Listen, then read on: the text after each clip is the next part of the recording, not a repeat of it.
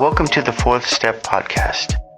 On each episode, we interview recovering addicts and learn their story with addiction. Through exploring personal journeys, we get a glimpse of the depths addicts fall to and their path in recovery. We hope you enjoy the episode. All right, welcome to the Fourth Step Podcast. My name is Kevin. I'm an addict. And with me today is our guest co-host, Tim L., and I'm an addict. Tim. Welcome back. And the last time you were on this show, we were interviewing you, and you have one big piece of news that you want to give the audience. Oh, well, thank you for that introduction, Kevin. Yes, I was previously on the podcast during my pre-passing the bar era. There you go. And I am proud to announce that I have passed the bar. Congratulations. And I am a practicing attorney in the state of California for almost a year now. So we are interviewing today a dear friend of ours, and I would like to introduce... I am Michelle T., and I am a grateful recovering addict. Hello, Welcome, Michelle. Hello. Yes. Welcome to the show. Thank you. And I want to say that I am very grateful that you trust me enough to do this. That means a lot. Thank you. Because when I first talked to you about it, you looked at me like deer in the headlights, and I could see the panic attack starting. And just you being here means a lot. So thank you. We appreciate that.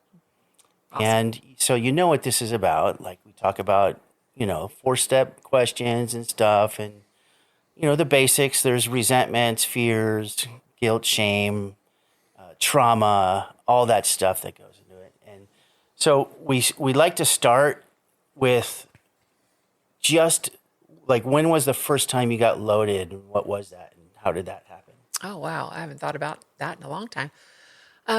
So the first time, like a lot of the kids I grew up with, we were, I don't know, maybe 13 or something, just smoking pot in my friend's backyard. And there was a bunch of kids doing it, so I did it too. And it was not weird. It was totally normal. It was what everybody was doing. And I just kind of went along. And I thought, okay, well, I guess this is what I'm doing now. Did you get high the first time? Oh, yeah. Oh, yeah. Oh, yeah. So that spurs the question, was there stuff in your childhood that happened or just the fact that you were who you were as a child, maybe uncomfortable, you didn't like how you felt, and getting high, did that change that, or did it mask those feelings? So, at the time, of course, we don't know that. And then looking back after doing some work around it, you see it differently. And in between being a kid and doing some work around it, you think it's something that it's not. You think that, oh, well, my friends learned to play baseball, so I learned to play baseball. It was really just that. I was a little bit of a naive kid, and didn't really have a whole lot of trust for older folks. And when that happens, you kind of just go where the wind blows you so that you can continue to look for that trust. And, I didn't have a horrible childhood. I had a very loving family. My, parents had divorced when I was very young, but I had a loving family on both sides. But I was, like a lot of kids, I was awkward. I was 10 feet taller than everybody. I had grew up in a small-ish town, and everybody knew everybody's business. But the one side of my family was just very loving and together, and spent all the holidays and the birthdays, and everything was a celebration of that person. And everybody felt equal. And we have some grandparents on my dad's side that are just probably the best people ever alive. I mean, still have my grandmother. She's 98, and she's my favorite person. And so no trauma on that side. Not really. But the other side? Yeah. So on my mom's side, my mom, she's excluded because, she's my special, but, there just was a lot of dysfunction, a lot of alcoholism and drug addiction and chaos. things that started happening long before I was on this earth, right? That shaped the folks that shaped me. And growing up in an unstable home for the majority of the time, school days, weekends, school time, I was in mostly a chaotic environment, but I didn't really know that at the time. A lot of us You don't. thought it was normal? Of course, a lot of us do. Yeah. And most times it was normal until it wasn't. Like it was, my grandmother baking or, dinners on the table every night and you go to school every day and things like that. But then in the summer, I got to go spend time with the happier side of my family on my dad's side at my other grandparents' house. And so another thing that was very confusing growing up, and again, you don't know these things at the time, but religion, was confusing. I know now that I've always had some power greater than me, whether it's God, the universe, whatever it is. I know that in my bones. But growing up, I've got a gigantic, Hispanic Catholic family. And then, on my dad's side, and then on my mom's side, there was, we went to temple because part of my grandfather's family was Jewish. And then my mom wanted to support whatever the Catholic side was doing. Then there was some non-denominational Christian stuff thrown in. And it wasn't unusual growing up in the Bay Area that my mom and I would go to a tent revival in East Oakland when I was a kid. And we would sing with the people outside. And I just felt so much love when we would do that, because it was just a group of people being happy and not being religious. weird. And it was a ton of religion, but all I knew was that these people were happy. Yeah. And whenever we went to church, it felt very foreign. And just the structure, I didn't know what to say or when to stand, when to sit, when to do all the things. And when you're thrown into that without explanation, your parents are just doing the best they can with what they have. But it just was a weird thing. And, like in middle school, a lot of us took catechism just to get out of school for the afternoon a couple times a week, right? We just didn't respect what was happening because we didn't understand what was happening. It was just nonsense. But at the time, I'd always known and believed that there was some type of God. And it was confusing as I got older. And, somebody I dated for a few years, their family was born again Christian. And so I kind of hopped into that for a minute. And what I learned during that time, and no shade to any religion, I have no judgments against it, but this is just my experience. It was the most judgmental environment I had ever been in, because anything that you did with that particular group of folks that wasn't strict to the Bible, you were just a great big sinner. And if you wanted to fool around with your boyfriend, or if you wanted to live with him or whatever, because I'm 18 at the time, I can do what I want. Yeah. You just were really frowned upon. And we even went to our youth pastor for some life advice and relationship advice, and just really was like, no, keep your hands to yourself until you're married. And I was like, well, I don't get down like that, so I don't know if this is for me, So anyway, with the religion being kind of unstructured and confusing, you tend to want to go do your own thing. And my own thing ended up being, even though it was, starting to use drugs and alcohol early, the big silver lining there that I continue to enjoy to this day was I found music. And music, whether it's, speed metal or Stevie Wonder, that's my church. Kind of. Now we're speaking my language. Yeah, I was just about to say you have that same kind of path, right? Yeah. Yeah. I love music, and it's a power greater than myself. And Yeah. I moved away from the God thing and trying to figure out what that is. And I'm totally fine with accepting that I love running and I love music. And I don't need any more than that. Right on. Yeah. Right? Yeah. And so my question is, based on that eclectic, religious practice, spiritual practice experience when you were younger, what was like step 2 and 3 like before even getting into 4? Like, was it really what I'm getting at is like, was it a spider web you had to untangle? You know, was it like this big ball of, oh my God, I don't know what's going on?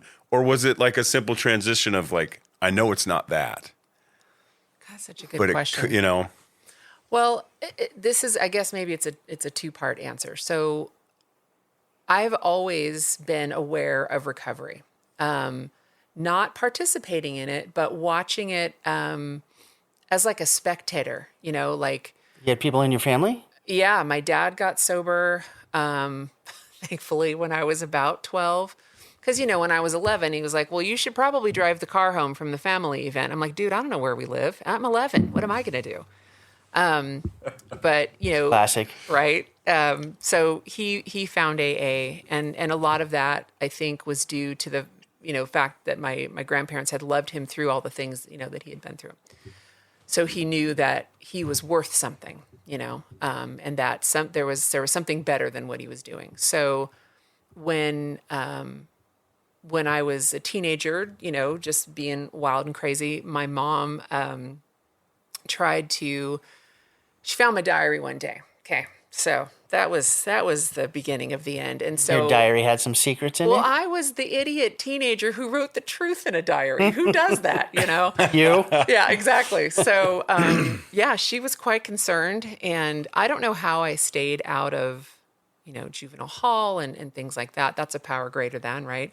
the law. But she was like, this is a problem. And we're going to go ahead and take care of this problem because even though, she'd been through whatever she'd been through to shape her, she knew that there was help available. Let's go get some help. And that's what you do when you're in a bad situation. You go get some help. And as I was telling you, I was coming up here listening to one of the previous podcasts today. I also got taken to Starting Point in Orangevale. And I don't know how a 13, 14-year-old, pre-addict, everybody's for quotes, talked her way out of getting admitted into that environment, but I did. We drove up to Sacramento and, she was trying to check me in and it didn't go that way. And I don't really even know how I got out of that, being a master manipulator at that age. Obviously. Or whatever. But so being aware of recovery, my mom tried to help, Alateen, Al-Anon, ACA, like all the things. I was like, dude, I am not going to go to another meeting. And I remember being Did you get bitter about beyond being shoved? bitter, beyond. Like, I don't even know what the word would be. I remember sitting in an Alateen meeting or an ACA meeting, and I'm a teenager, and I'm just resentful and my skin is crawling. I don't want to talk about feelings. I don't want to hear about it, what anybody else is saying. And now I'm thinking, I miss my dad and I don't want to be with my mom right now because she's the source of my pain. Obviously she wasn't because she's just trying to raise my wild ass. And I just ran out of this church and just ran down I'm in my hometown and I'm just running in the dark. So, that went on for all the places that we moved around a lot. But there's recovery everywhere you go. So she'd be like, well, we're going to go to this Alateen meeting. We're going to get you some therapy. And, I'm like, dude, I love my mom dearly. And we have a wonderful relationship today, light years better than it was. But I'm like, I'm not you. Stop trying to fix yourself through your daughter. I know you're scared. Couldn't articulate that You at were the saying time. that at the time? No, couldn't articulate that at Okay. the time. But yeah, that's the hindsight. Yeah, it's hard to say that when you're a teenager. Yeah, but my angst was like, back off. I don't understand what you're trying to do. I don't want to do this. That's all I know is I don't want to do the get better that you're trying to force on me. And then you just have a loving, caring mom that's full of fear that you're going to end up in places that you shouldn't be. 152%. So, 52. Not 53, it's an just important number. Yeah. So being aware of that there's help available went into, through my teens and then into my 20s and things. And this is my long way around answering the, Step 2 and 3 question. yes. We'll get there, folks. Yeah. So in my 20s, I, had my career had already gotten off the ground and I met this guy at work who we just became best friends and in a seriously platonic way. And, we were roommates for about 5 years and he was involved in young people's AA in the Sacramento area. And I was their token normie friend, and they would hang out. We would When hang out. she said normie, she used air quotes. Yeah. Well, because I was talking about myself. Yeah. Right. Because I, hadn't clicked with my. I think my addiction was simmering, simmering in the background. Like She I'm wasn't going as hard as I'm just everybody waiting else for the at right time. time to burn your life to the ground. Is what my Atta addiction was girl. doing. So I went to dances and conventions and meetings and things like that, and I was like, wow, again as a spectator, Wow. this is really great for these folks. This is so good for you. Like, I'd love this for you. And I wasn't envious wishing that I had it, like consciously wishing that I had that. But I was like, wow, that must be great. So honing in on this one meeting downtown Sacramento on a Friday night, young people's, and this couple in their very early 20s, they go up and the boyfriend has given the girlfriend her year coin. And they're in tears and they're in such deep gratitude that number one, they're alive. And number two, he's so proud of her and she's come a long way and all the things. And You getting goosebumps? oh, dude, I will never forget this. And so this is with my roommate and, people in recovery that I still know today in these same rooms. That's awesome. And I was like, I want that. I want that. But then I went about my life, I want that one day when I'm quote ready for it, right? Lots of air bunnies today. So anyway, The seed was We're almost planted there. We're almost at big the time, though. first and second yeah, step. yeah. So then that's me in my mid to late 20s, and I didn't get clean until I was 48, What's your clean date? June 22nd, 2018. So yeah, and so I went for probably my first 60 days without a sponsor. Not really sponsoring myself, but just like, okay, I'm really going to try and get clean this time. Like for real. I've tried and tried and tried. This is Yeah. certainly not my first clean date. My God. But I was very apprehensive about finding a sponsor because I don't trust anybody. And, this gal that I was kind of following around like a little puppy dog from meeting to meeting, because she had a little bit of what I wanted. She lost the desire to use. She showed up for work every day with clear eyes, and that's all I wanted at the time. Yeah. Simple. And yeah, so at Thursday Night Madhouse, she was like, there's going to be this gal at this meeting. I know you're looking for a sponsor, because her sponsor had a maximum of sponsees at the time, so she couldn't take on another one. Ooh, what's that number? I need to. And I was so scared to even approach this other gal that I like asked my friend, can you ask your sponsor? That's not the way, but that was the way I tried it first. But she pointed me in the direction of who's my sponsor today. And she, hand on my back, physically pushed me in her direction. I'm like, hi, my name's Michelle, and I'm looking for a sponsor. And I heard you need some sponsees. I felt like I was asking this chick to the prom. yeah. You were You know? the long prom. You and everybody else. Exactly. at And I first don't, time. until you do that, you don't know that it's going to be okay. Yeah. You don't know that you're not going to die from embarrassment in that moment, right? So, luckily, she said, well, yeah, as long as you work your program harder than I'm going to work your program, type of thing. I was like, well, of course I can do that. That sounded great at the time. Mm-hmm. So as we started working the steps, like any good addict, I want to get this done fast. Let's get yeah. there faster. Oh, yeah. Because I'm high execute. Let's get it done. And she was like, well, I wanted to do it that way too. And my sponsor didn't let me do it too fast. So that's how I'm going to do this with you. So,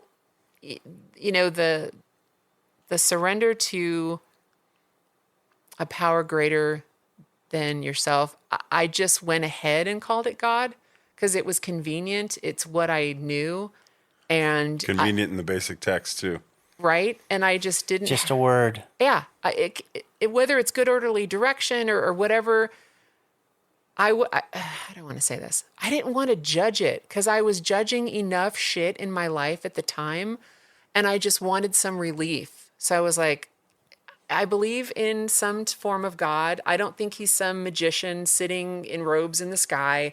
I don't know what it is, but I don't have to understand it in order for it to work. Absolutely. I feel Dude, like that's really, really insightful for somebody coming in to the program at that young age. Right. at the young age of 48. Well, no, but I mean that's insightful for like young age as far as being Oh, I'm early in clean. the program. Yeah. Yeah. But I bet with your experience with all of that stuff, you were at the point where like, I don't need to understand it anymore. I Dude. think it was The like, stuff from it feels childhood? like you had a surrender Yeah. at that point of like, I'm whatever it is, let's go. Yeah. You know, I don't need Just- to pinpoint what it is You because said it you've perfectly. had so many different experiences of what it could be. and then what that didn't work. Right. And it was a representation of a white flag. It could have been a ham sandwich. And anybody who knows me at work or in my personal life, the ham sandwich is the example. But it's like, who cares what it is? Yeah. Is a ham sandwich good or bad? Well, it depends on the quality of the ham And the bread and the bread. and the Wow. cheese. Okay. But and, and there's folks in my life that I respect their process and that I trust, and they did this. So if it can work for them, why can't it work for me? Yeah. Luckily, I didn't feel. I want to say this in the way that I really mean it. I didn't feel so broken that I couldn't be fixed. But I felt like if I didn't do something, then I would become more broken than can be fixed, if that makes sense. It does, yeah. And I'm sure tons of listeners will understand exactly what you said. I'd like to go back to, it doesn't have to be childhood, but one of the things that we try to cover is, was there any trauma growing up that led to a lot of you trying to get loaded to cover those feelings? So the short answer is yes. And the long answer is when I thought about doing this, podcast thing, super private person. Right. I don't share certain things at a group level, but I made a conscious decision today that I was not only going to tell the truth, but that I wanted to represent my particular demographic in recovery as best I can. This is your chance. I want other folks to know that they're not too vanilla or too mixed up to get relief, long-lasting relief. So the trauma that happened for me was, and I have shared a little bit of this at a group level because when you chair a meeting, it's important to tell the truth. And my first sexual experience was sexual assault, and it was by someone that I knew. And I learned later that it was co-orchestrated by a family member of mine. Wow. And I thought I could trust this person, even though this was a very chaotic relationship that I had with this guy in a chaotic environment.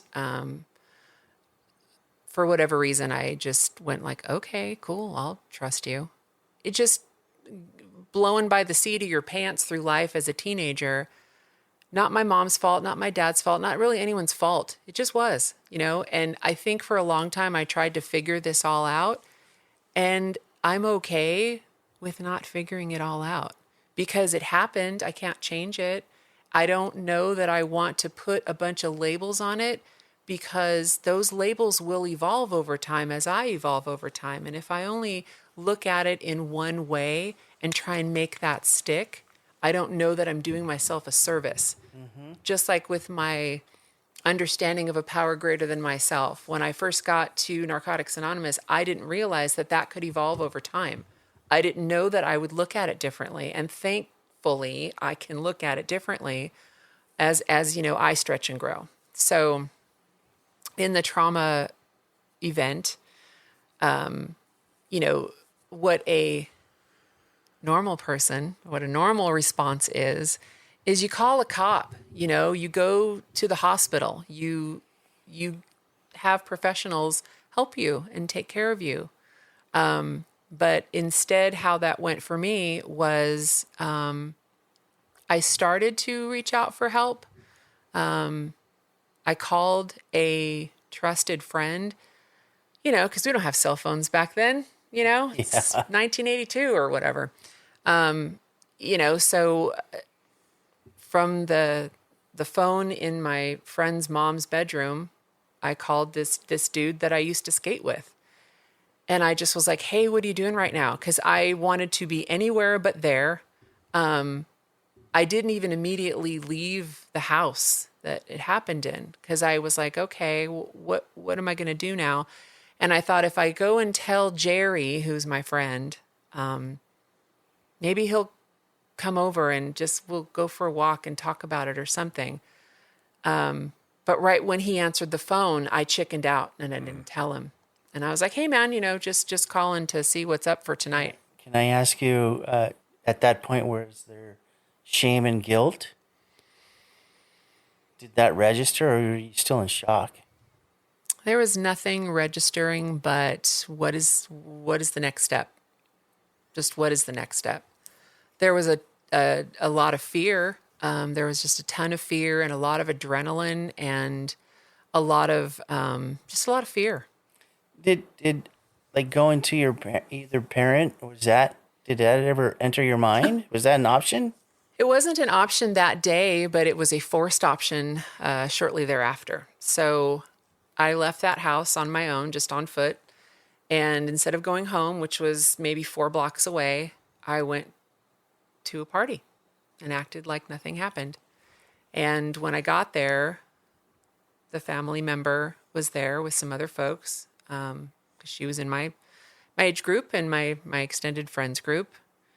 And she had shared that this event was going to happen with some other people, but not the way it went down, of course. And so it just was they thought it was just a normal coming of age thing. And I let them think that. And I just cracked a beer and went on with the evening.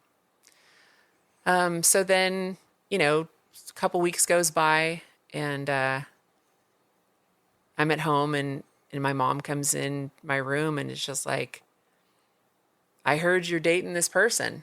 I'm like, I don't know where you got that. I don't even barely know that person who was the Perpetrator? yeah. I was like, no, you better get with your fact checker. And I'm hot in the face right now. I've been thinking about it because I've not gone into this great detail in a long time. But no, I just lied to her face. Now she knows the truth today, and she has for many years. But at the time, I didn't want any publicity over it. I didn't want to relive it. I don't want to get in trouble. I don't want to. I don't want to deal with it, and I don't want anyone to know. Things like that are the least reported crimes in the history of crime. Sexual assault, things of that nature, because people don't want to initially come out and tell the cops. They don't want to tell their parents, especially when you're a teenager. But I think there's something to be said about you were trying to reach out to a friend, right? There's something to be said about the therapeutic value, which now we understand is like, I didn't want to come in and talk to anybody professional about my addiction or things that have happened in my life. But once I found Narcotics Anonymous and I was able to sit down with guys like Kevin and sponsors that I've had and share that in a loving way. So I'm not going to be judged. So when you reached out to your friend Jerry, there's that initial feeling there of like, I need someone that's going to love me through this and understand and at least have they have your back, right? Yeah. You don't want to call the cops. You don't want to talk about it, right? And so yeah. I knew that, he was the type of person who wouldn't dime me out, and he didn't know the person that did it. And if I would have, said something to my mom, I didn't want to scare her. Yeah. I didn't want to harm her. I have to point out to the listeners that you said dime out, right? So a dime. there's only a couple generations that would know what that means, right? So the payphones used to take dimes. Payphones are the phones that the public used, right? To call the one time. I'm mansplaining what a payphone and the whole dime thing is. A dime is Drop like a dime to one time. That's right. yeah. 5-0. All right. Okay. I'm sorry. So the other question was, That's I know I just had to fantastic. throw some levity in there. Thank you. Yeah. Do you look back now on that trauma and do you attach your actions afterwards, like the getting loaded, do you attach shame and guilt to that? You'll hear this a lot. 152%, Kevin. Okay. Yeah. All right, you might as well tell us what the 52 is. I have a twin cousin, and I'm sorry. Wait. A what? Yeah. So This is getting Hold up. way overboard here. hold up, twin cousin. What is that? That would mean that the parent somewhere along the line the parents are twins. So genetically, biologically, the cousins would be twins too. I don't know. so I have I saw that on Instagram. one of my very best friends is my cousin, and she's almost 15 years younger than me, and that's a number her dad uses. And her dad and my dad were very close, and But it's not just- twins. But not twins. Okay. But yeah, 52 is just a number I've adopted. I was thinking Ray Lewis from the right. Ravens for some reason because that's what 52 came into my mind. If that's even his number. No, that's yeah. But and I used to I do want to point this out because in my early recovery I was like, we are not to make light or have any levity when we're talking about something serious. Like I was very, because I'm such a black and white rigid person. I obviously don't feel that way now, but Yeah. in meetings or in early recovery, get very irritated when people are on their phones or talk during the readings. Okay. You are there to save lives, including your own, and you better come correct. Come on now. Let's calm down on the control issues, Michelle, Yeah. right? But I do not want to sound remotely like I'm making light of the event. But, you know, when you do some work around here, you can calm down from it. And it's not that serious, because if it's that serious all the time, then I'm heavy all the time. Yeah. And there's no way to live. So I've talked on quite a few occasions publicly about getting help with the trauma that I went through, and trauma therapy was a big part of changing my life, and us just talking about trauma therapy has opened the door for a lot of our friends. I'm so glad. Yeah, I mean, I got some therapy around that particular trauma. And I thought that just simply going to therapy and being present in the room as if it was going to be some type of osmosis was, you know, going to heal it completely. And by the time I was like 19, I had been to a lot of therapy, whether it was me and my mom as a teenager together, myself on my own. I mean, going to therapy while you're, you know, doing a bunch of speed every day and you're up for 5 and 6 days and you're seeing your therapist and you're just like, my mom's tripping. I'm only upset because I broke up with my boyfriend. It's not because I'm coming down off dope. You know, just the manipulation was just, you know, that train was constantly rolling. But I thought, like, by the time I was 19 that, okay, I'd gone to some therapy and talked about the event and said it out loud. So I must be cured. And in between that time and a little bit past that time, that trauma really did shape me. You know, that did it affect relationships thereafter? yeah, I mean, I became very, very good at hiding things, very good at not dealing with things. The promiscuity was a factor. And just learning how to, that people pleasing, you don't know what that is when you're a teenager. You just think, I'm hanging out with the cool kids, right? And thankfully having, you know, just the whole time I'm skating through life, I've got that music as the foundation. So whenever I wanted to feel better, I could listen to music. I grew up going to shows and things like that, and that was my crowd. And, you know, thinking now that we all have kids, if my son was taking the BART and bus from Oakland into the city at 14 years old and going to club shows and drinking and Freak out. doing all the things, I'd just be like, no, dude, let me drive you. I'll take you. But my mom wasn't trying to do that. But yeah, it absolutely shaped the relationships because I was still a naive-ish kid Right. trying to parent myself, Well, you're still a kid. right? But the chaos at home, I was like, I don't want to be about this. I don't want to be here. I don't want to be around you guys. So I'm out. And then in the 80s, we could just go wherever. Our parents weren't really, my parents anyway, weren't really looking for me. But then my mom really did start to look for me. She would drive around town and look for me. She would go to my friends' houses and look for me because the cops knew me by my first name and they would come pick me up at my friends' houses. And she really tried the best she could. I don't know how I didn't kill her from stress. Yeah, To try and you keep and me everybody safe. else's parents. Right? Yeah, my dad did the same thing with me. He didn't do it so much with my brother. I have an older brother that kind of set the example, and I wanted to party like he partied. But my father would show up to parties Oh no. and try to take me home when I was like 17, 18. And there were some times where, man, when my dad saw me at my absolute most loaded. And you know? loved you anyway. And he was mad. And, my father has the way of being disappointed in me Oh, that that's has worse than affected my being mad. entire Oh, my life. God, Right. yeah. But now I work with my father as a lawyer, and I have amazing. a phenomenal relationship with my dad. But I can relate to the parent trying a little harder with this one to save him, Mm-hmm. and failing miserably And what because does I that didn't do? care. Right. And what does that do to our parents' psyche? Because she went to tough love meetings. She went to, she did all the things that she could get her hands on to try and save me. And I was like, no, dude, I'm going to be doing my own thing for the foreseeable future. Yeah. And so double birds, I don't want to How know old about were it. you at that time? So probably between like 13 and 16, 17, we were all going pretty hard with Yeah. stuff. So let me ask you: during that time, and you're getting loaded, when you're getting loaded, are you consciously or looking back? Do you put two and two together and going, "I was getting loaded to change the way I feel, so I didn't have to feel all those feelings from childhood"?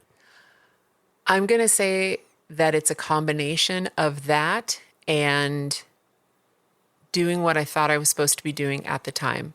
You thought you were supposed to be partying with all your friends. I can Yeah. totally relate to that. And I struggled. That's such a good question because I struggled with defining. I struggled with feeling pressure, self-imposed or otherwise, feeling pressure to define that. And this is where I kind of want to dip into, when I said earlier, my demographic, because everybody's different. Thank God. We're Right. just all different. And this is not a one size fits all program. We all do it differently, whatever works. So what's your demographic? I felt like when I first got here, and I laugh about it now, but I took it way too seriously when I first got here. I was like, I'm not enough of an addict to be here. Oh, I have so that many demographic. yets. Yeah. I have so many yets that I just became addicted. I'm not an addict. And I thought, okay, so what? You can still get help here. That was the aha moment that I had where, I'd not been to jail, never got a DUI. CPS doesn't know my son's name. I always had a career and a house and a car or many cars or motorcycles or okay. the things. Definitely not an addict. So you had a perception of what an addict was. 100 Yeah. and 52%. And it was because of the people that were in my immediate purview, my family, my friends. There were addicts who were never going to get help. And then there were addicts who did get help. And the people who did get help had gone to jail many times, gotten the DUIs, had the Consequences. those consequences that have handcuffs tied to them. My consequences were, internal, constant, permanent misery. Relationships breaking or just being actively broken. Just the feelings part of it. It didn't occur to me that there's all these feelings, man. And that's where it's at. Right. The stuff, whether it's the material stuff or the law enforcement related stuff, let's put both of those aside. And what are we left with? Right. Because those Ourselves. are just consequences of behavior. That's right. And I thought, okay, well, kind of back to that surrender thing. I was like, what am I surrendering? Am I only surrendering becoming addicted, because the substance that ultimately took me out isn't the only thing I've ever done. And it's really just that byproduct of those behaviors and those choices that you make when you're sober, or, when you're not. And so when I got here and I was like, okay, well, I don't like what's happening. And I would look at any type of improvement to my life. I don't like my station in life, so I'm going to go back to school. I don't like my station in life. I'm going to go try and get a better job, or I'm going to try and improve. And luckily, those things were instilled in me by my mother and by my grandparents. That's cool. And no matter what our parents think they did or didn't do to us or for us or whatever, that's really not my problem. Like, it's the choices that I make as a conscious person, whether I'm 14, 18, 48, whatever. We can go, oh, my childhood was just crap, or my childhood was too great, or it was, whatever that Goldilocks shit is, whatever. I'm a conscious person making a conscious choice. So I can either complain, or I can put cards on the table, handle it, and move forward. So that brings me to another point. When you had that turn of perspective about your parents, like, I'll speak for me, like growing up and a lot of stuff that happened throughout the years. I looked at, like, my problem was how they treated me. I played that victim, and at a certain point, I just continued to allow it to happen. Mm-hmm. So that's on me. But then I also was able to go back and look at my parents' childhood and their life and what happened to them and how they were abused and mistreated. And for them, and that was just normal. Yeah. Right. So they passed on that. Right. Because that's all they knew. They didn't have anybody else to teach them something different. You touched on something so important to me today and for many years prior.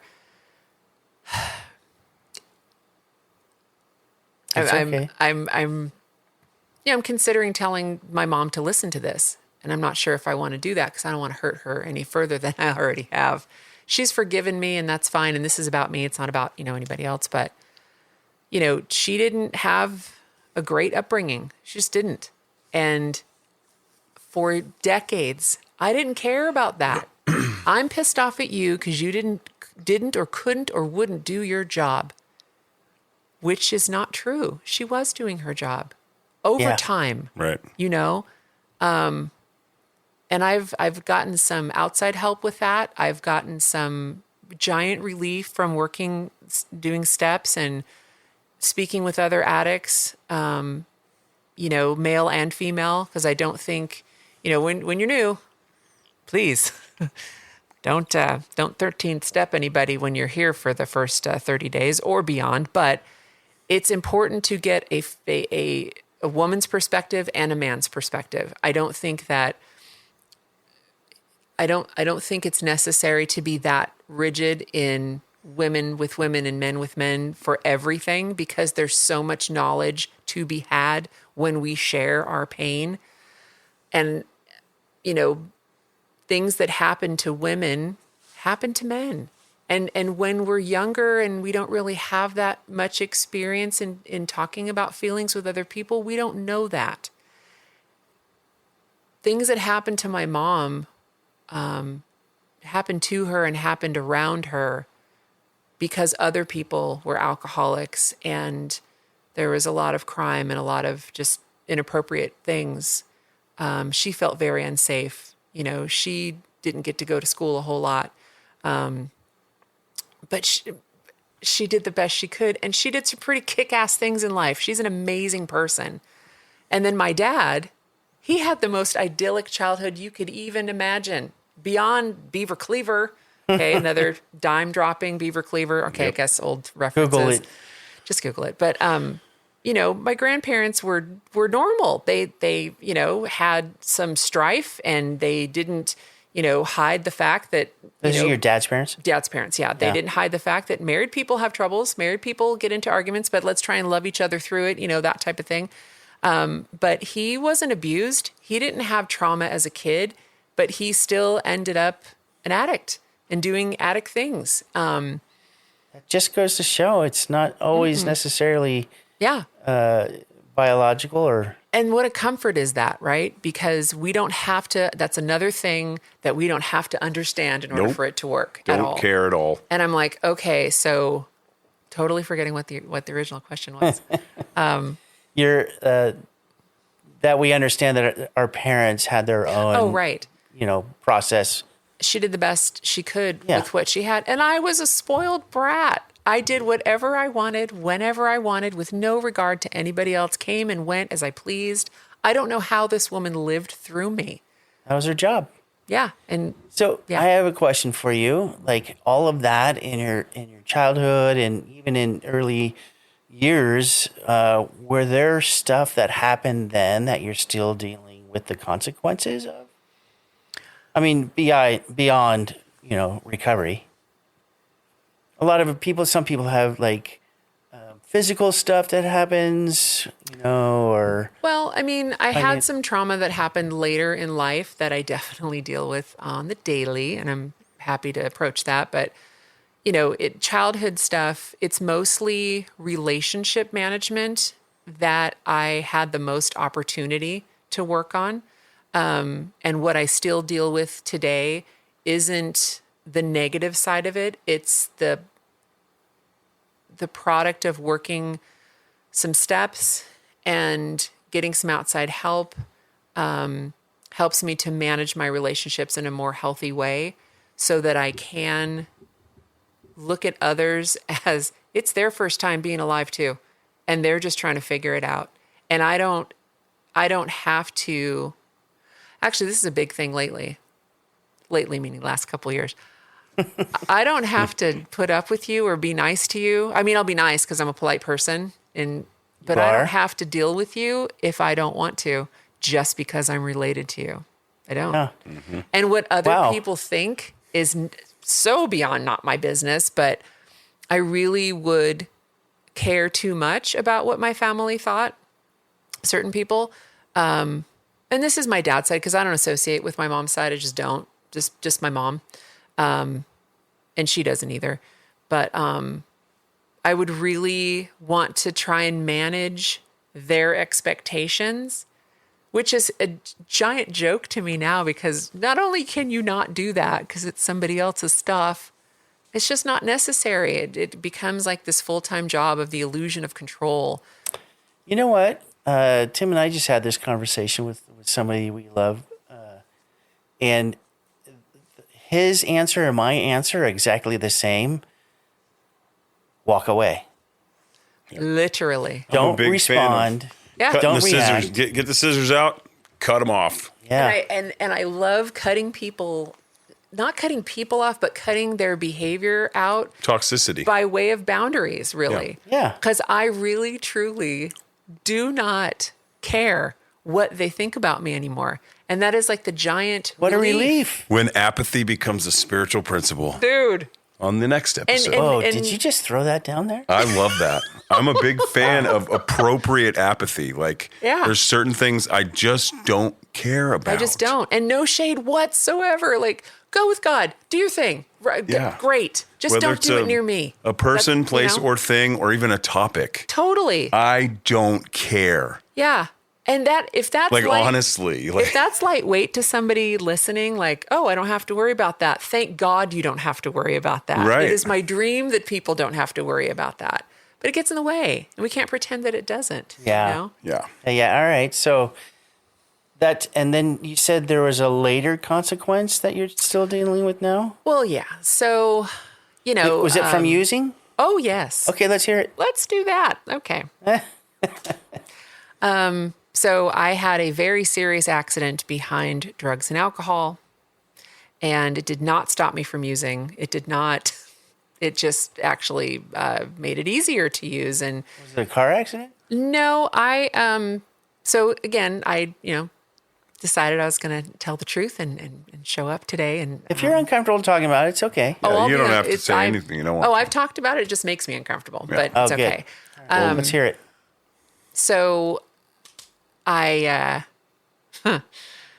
as far as some people in my life go, and this isn't a lie. It is only part of the truth. But as far as some folks know, I fell in a hiking area when I broke my neck.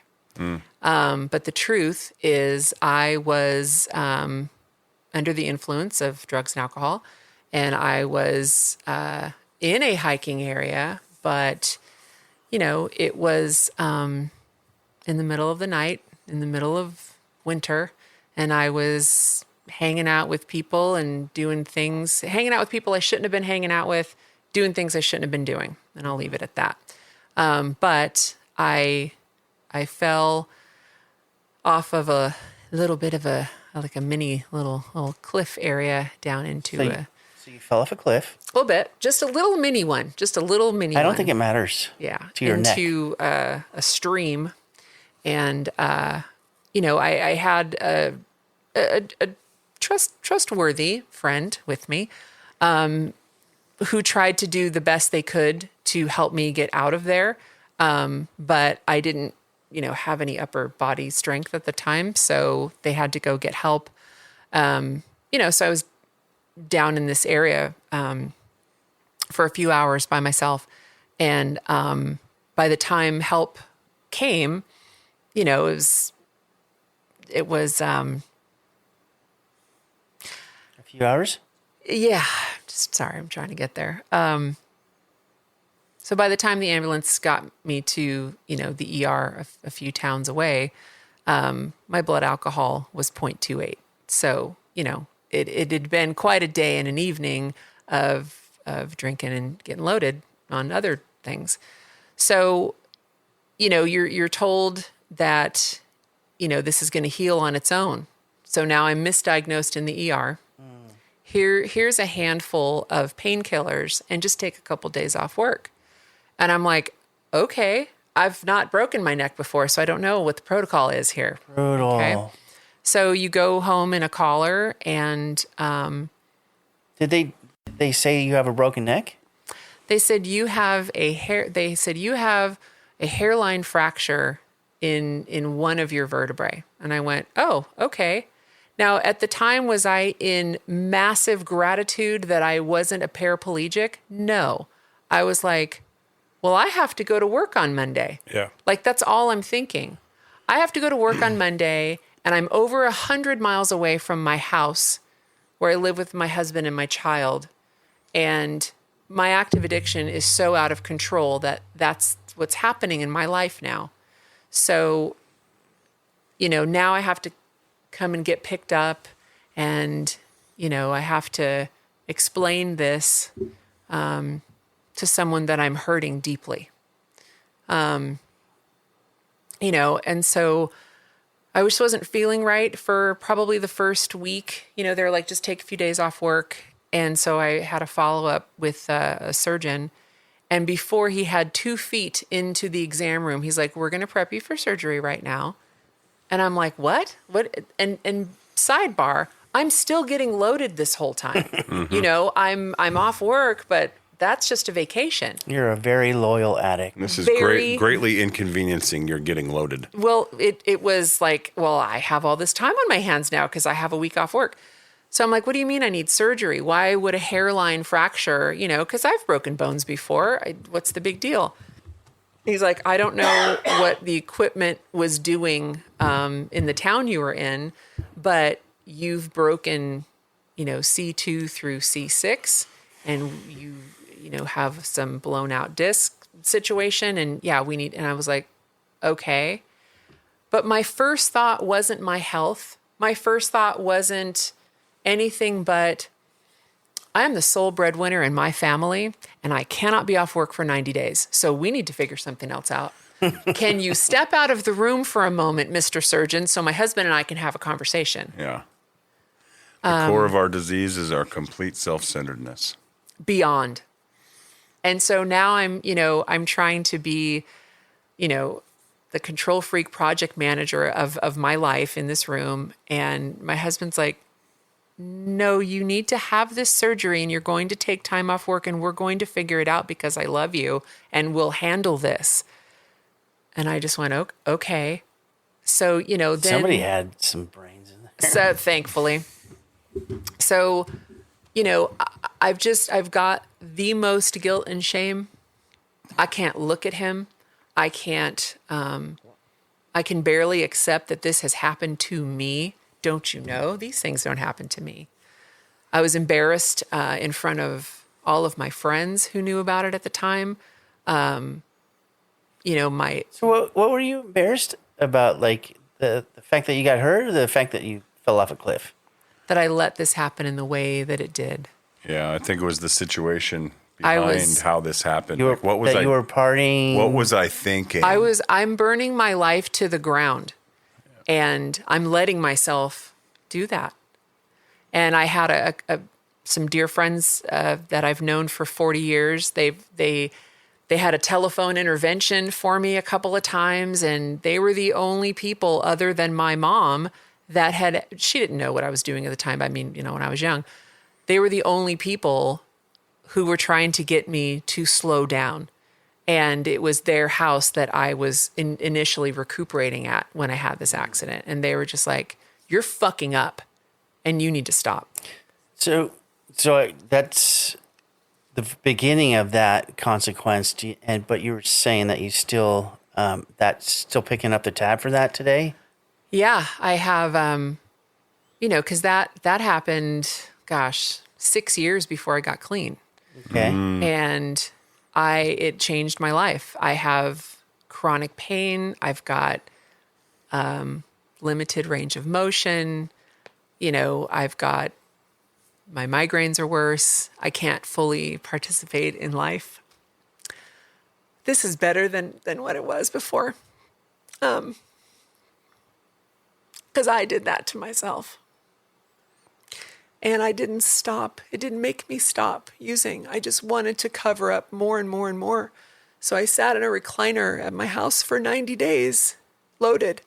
Just, you know, because I just did. Yeah. And I did this in front of my kid. My husband had to do everything for me. He was such an angel, my ex-husband. We're still on very, very good terms. He's like still my family. And his family's still like my family. But even, you know, my disability got messed up and I had to go back to work early.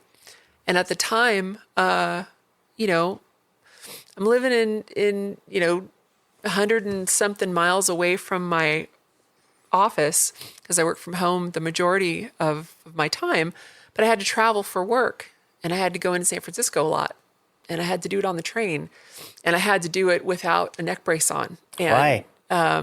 Because I was the only one with a job at that time. But why did you have to not have a neck brace?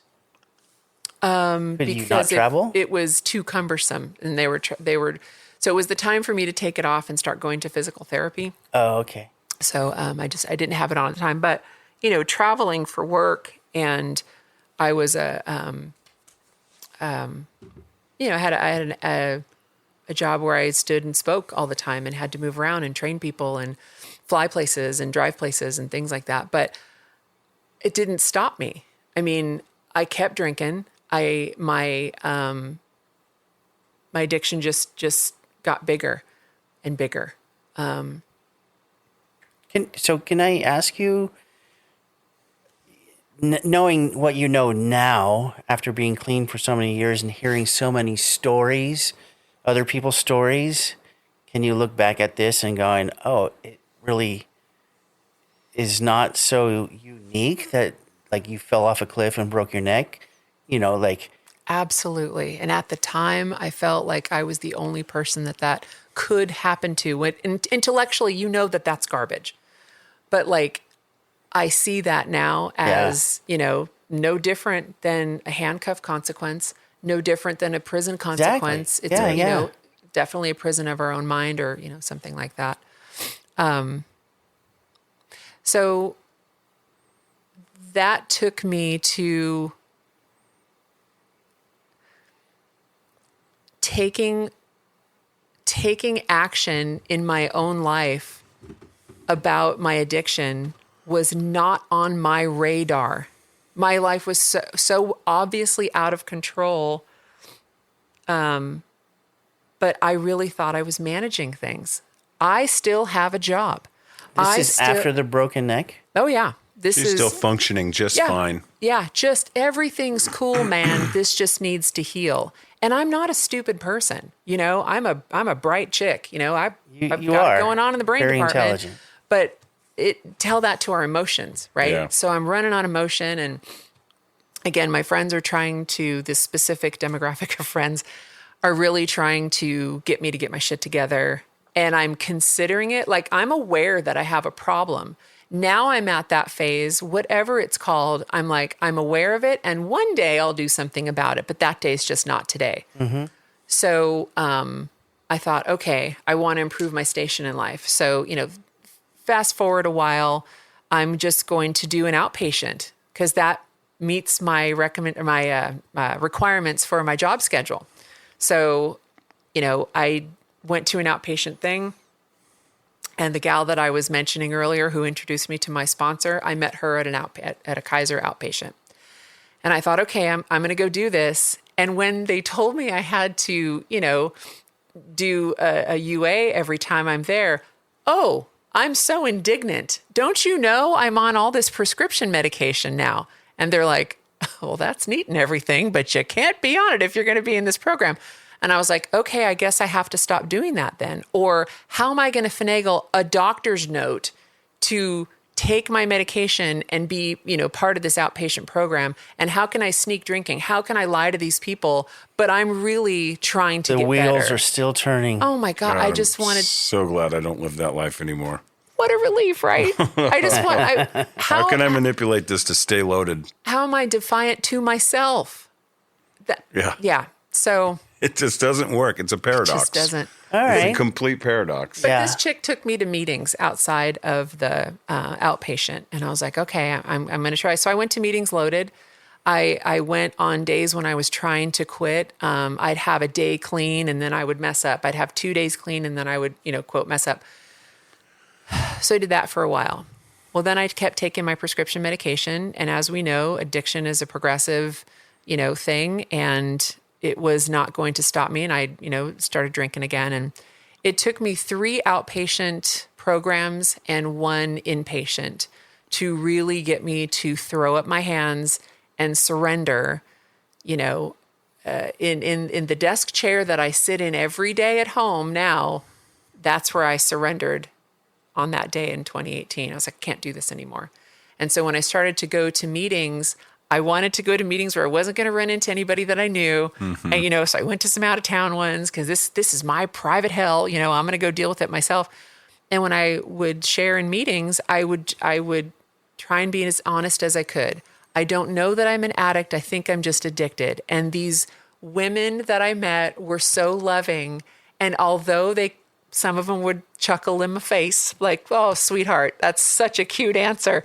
But I decided not to be offended because I knew that they understood. I was finally in a place where people understood the weird shit coming out of my mouth.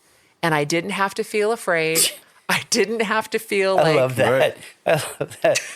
I mean, you know, the more you stick around, the more you hear other people talk, and you're going, oh yeah. yeah. And now, do you think that your initial images of what an addict was had come to fruition at that point where, you know, some of your behaviors that you're not too proud of, you're ashamed, have brought you now to the place where you need to deal with them? I'm in the club now, man. Right. I mean, and yeah. I say that because I had a similar experience. Like, I used a dirty needle and got an abscess on my arm, and I went to the hospital, and I was in the hospital, and my dad comes to visit me. He's like, why are you in the hospital?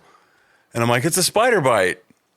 You know, it's this huge, Spider it's a bite. half a cantaloupe on my arm. Very rare spider. And my image of an addict was, you know, under the bridge downtown Nice. with a needle in your arm. And now I'm in the hospital from using needles, and I'm lying to my father. And so when I was able to finally get to Narcotics Anonymous and talk about that, it was really about my image had come to fruition. And I am definitely an addict. You know, that was some step 1 work there. And really the shame and guilt I felt around that was lying. about the situation that happened, right? Yeah. Just like you were talking about, like you don't even really want to fully explain it because you're still ashamed of what you were doing at that time. And then you lied about it. And there's that dichotomy there of why do we act like that, you know? And that still exists. You bring up such a good point. I said earlier that some people in my family still know the narrow story of my accident because we call it that. But it's not my responsibility to tell them the whole story. It's not their business, but that doesn't make me feel any less than of a liar sometimes. Right. Even though intellectually all day I know that that's not true. It's not their business. But I can't come into who I am today. I cannot come into a room of recovery and lie. I cannot do it. Good for you. If I'm lying to myself, I'll work on that, but I'm not trying to lie to you. If I don't want to share it with you, cool, I don't want to share it with you, but I'll be honest about that. Yeah. But I'm not going to sit here and lie to you. So that Agreed. whole situation with you falling off the cliff, now even today, can you just like, if somebody asks you, can you like giggle and go, no, that was a lie. I fell off a cliff. To people in recovery, I can. And to my family members, the small amount of them that do know the truth, including my mom, like I had to tell her the truth. I owe her the truth. I can joke about it a little bit today, if that answers your question. Is it? I'm just curious because, like, we look back, you know, I know Tim's story. We look back at our stories and we're like, oh, yeah, that was really bad. But what about this other thing that I did? You should hear this. Yeah. Like, these are just facts that happened. Yeah. And we don't have to attach anything to it. I laugh at a lot of stuff that I did. Like, I ran around with a broken jaw for like 4 days. What? Around, you know, I was still like, yeah, some guy caught me when I was getting out of a car and clocked me and broke my jaw. But I had business to attend to. Right? I had Can't take care product of to sell. yourself. I don't have time. So I just stuffed a bunch of Coke in my mouth and numbed my mouth for As you 3 would. or 4 days and went around my business. Looking back at that now, I'm like, that's some really insane stuff.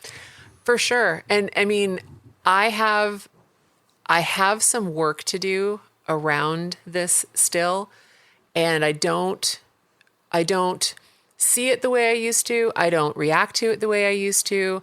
There's tremendous amount of growth. I'm just kind of hypersensitive today because I'm sitting here. And you know, don't yeah. and you don't hide it like you used to. I Even do though not. it might not be fully divulged to that degree to where Yeah. you can sit around like a couple guys laughing about every single detail of the dumb stuff that we did, Right. but Yeah. you're growing. Tim in And the porta changing. potty at a concert. Oh or my something. God, yeah. So No, we can know I? that one. No, Can I? you told that story already. Michelle doesn't know. She can listen to your episode. Okay. It's great. There's- yeah. It involves Lincoln Park and Soundgarden fantastic. and a porta potty and meth. There we go. As you would. Yes. And when I listen to this podcast, I get so much out of just that laugh of recognition that you're talking about, Good, right? good. So like, yeah, I really fucked up, and there's so many things to laugh about. Thankfully, I'm alive to laugh about it. Yes. Thankfully, I could drive my Absolutely. car here to laugh about it. I take myself a little too seriously sometimes still. So you need some levity That's what it is. Maybe. around it. I Maybe. mean, no one's laughing at the situations that No. have happened to us. Yeah. We're laughing after the fact that we can now talk about it. Yeah. And like, I think it's a feeling of joy. And the greatest, most magical, miraculous thing that is the centerpiece here is that we don't have to do that stuff anymore. I can't relate to that girl anymore. Right. And I have shed a lot of that shame and a lot of that guilt because I have not been that girl for many years. I don't participate in those behaviors. I don't look down on anyone who does.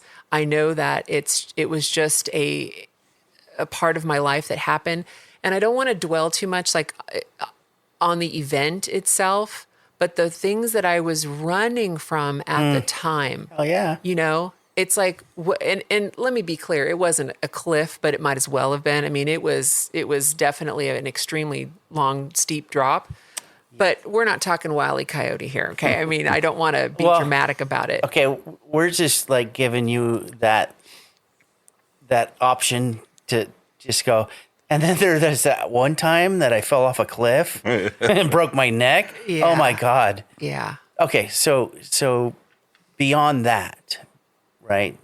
You know, that's a consequence.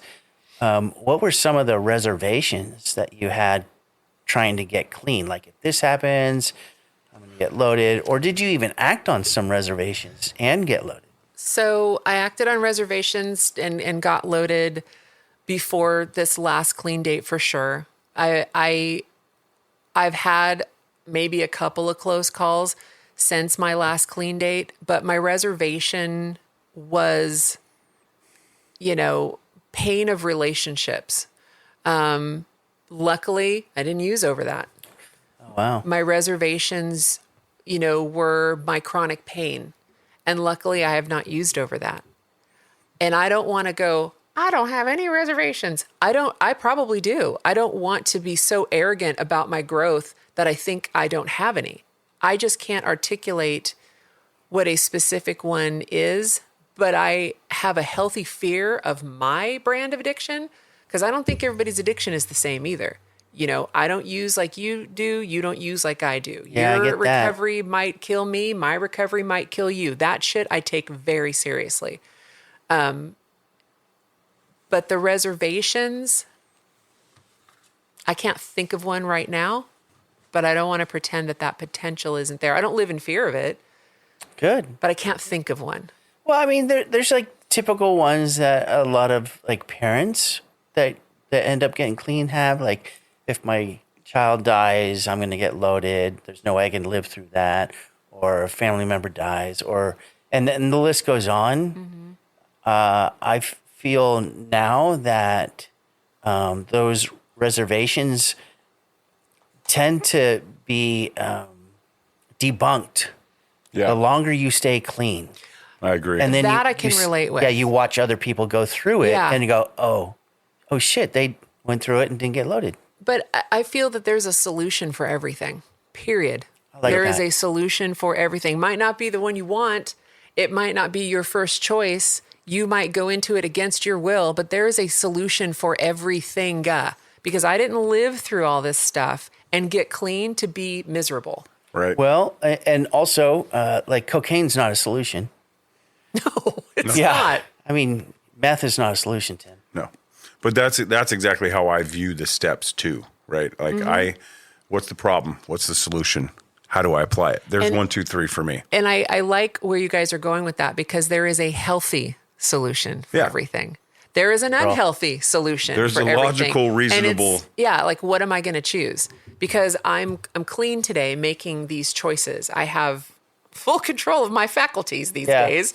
And what used to look like a solution, what used to look like a healthy solution in the past, where I would use people, places, and things in lieu of drugs and alcohol, that shit's not a healthy solution anymore. I think that's probably a big reason why I'm single right now. I've got some girlfriends who are like, oh, let me set you up with someone. Nope, I'm good. I'm good. And not that I don't invite a loving, romantic relationship into my future, but I feel like my recovery is my priority. That's what it is for me. And I don't, sister. I Number don't one. have a time limit on that.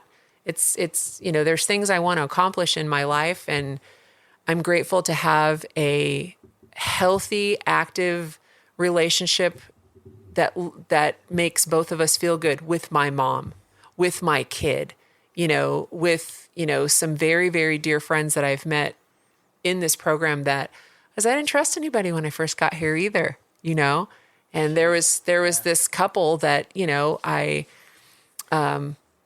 got to know on a Zoom meeting because, it was COVID, right? And these people, I just thought, wow, they have a lot of recovery. They don't just have a lot of time, they have a lot of recovery.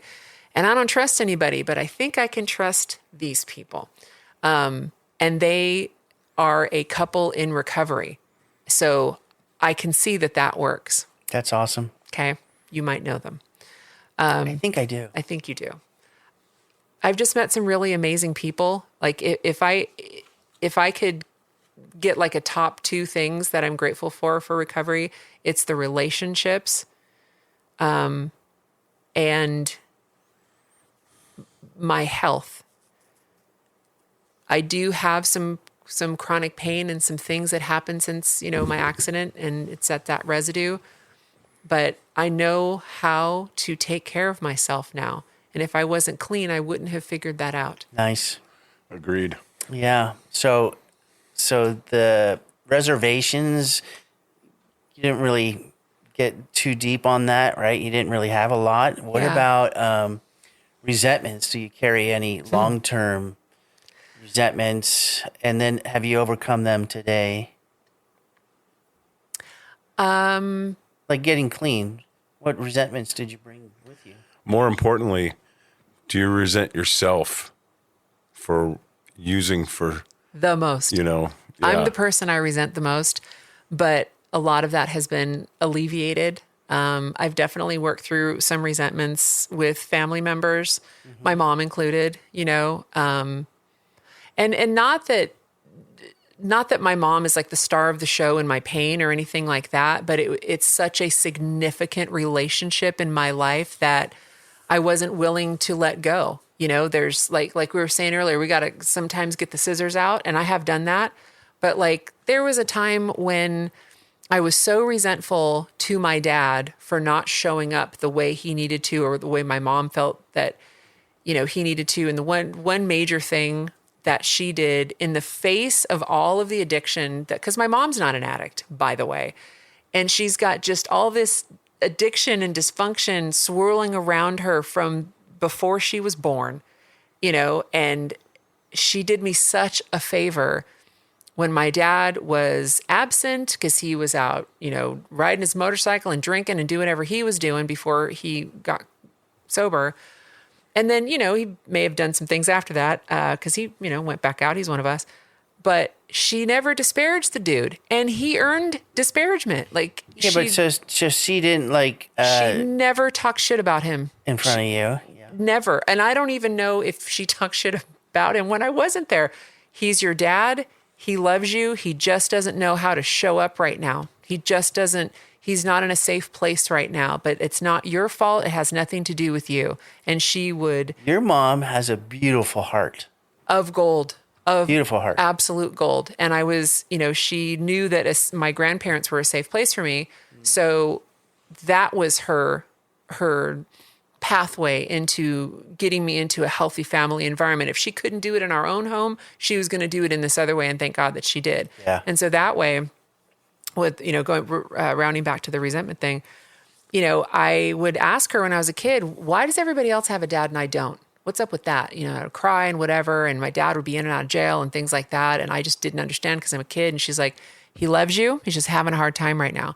So finally, when, he was allowed to come around and see me when I was at my grandparents' house, as long as he didn't take me anywhere, he could visit me there. That evolved into him getting time with me. And then, my brother was born and, we shared time, thank God, because he is a gift in my life. But when I was a resentful teenager and hated, my mom, I'm going to go live with my dad. I'll show you. She was like, oh, be my guest. Please go live with that dude. Please go see how that's going to be. And then, of course, there were rules there. Well, what rules? No, I don't want that. So the back and forth of it. And so I didn't talk to my dad for a few years. But when I was 18, I called him and I was like, check it out. I don't particularly care for some of the things that you've done, and maybe you feel the same, but you're my dad and I want you to be in my life. So I am choosing to forgive you, and I hope you can forgive me. And from then on, he was just my best friend until he died in 2005. He was an amazing person. And the resentment that, I had for my mom, didn't talk to her for, a few years here and there, but I was always the one to go back. I'm always the one to go back and repair it, which is kind of my trait anyway. I'm, Yeah, your family trait. Yeah, because I'm the project manager of the family. Caretaker. That's me. That's me. Everybody who can trust me comes to me, and they can live with me, and they can talk to me, and I'll take care of you. And that makes me feel good. And that's all. So yeah, that is so interesting that that like wheel of family characteristics. I never learned that stuff until many years into recovery, and looking back, like I was the black sheep. That was that person in the family. Wow. Yeah. So was there any resentments that you still carry today? I was Is there a able. current resentment? I can't think of one.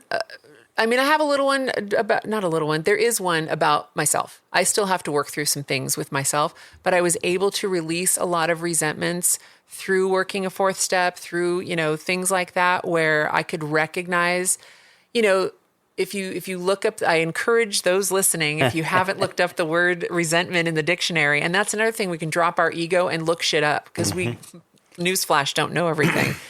And whether it is a perceived wrongdoing or an actual wrongdoing, we can cultivate a mighty resentment behind both of those things. And I had a lot of perceived wrongdoing.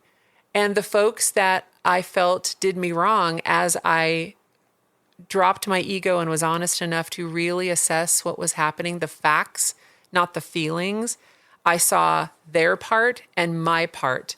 And yeah, there were some things that they did that weren't cool. And either I can remember that they sincerely apologized, or I can remember that I don't have to carry that because that's their shit and that's not mine. See, that's like the progress in the program for you. Good for Grateful you. for that. I mean, I think everybody has a little bit of resentment, and sometimes everybody has a little bit of bias too. Sure. I've said it before, like my little resentment.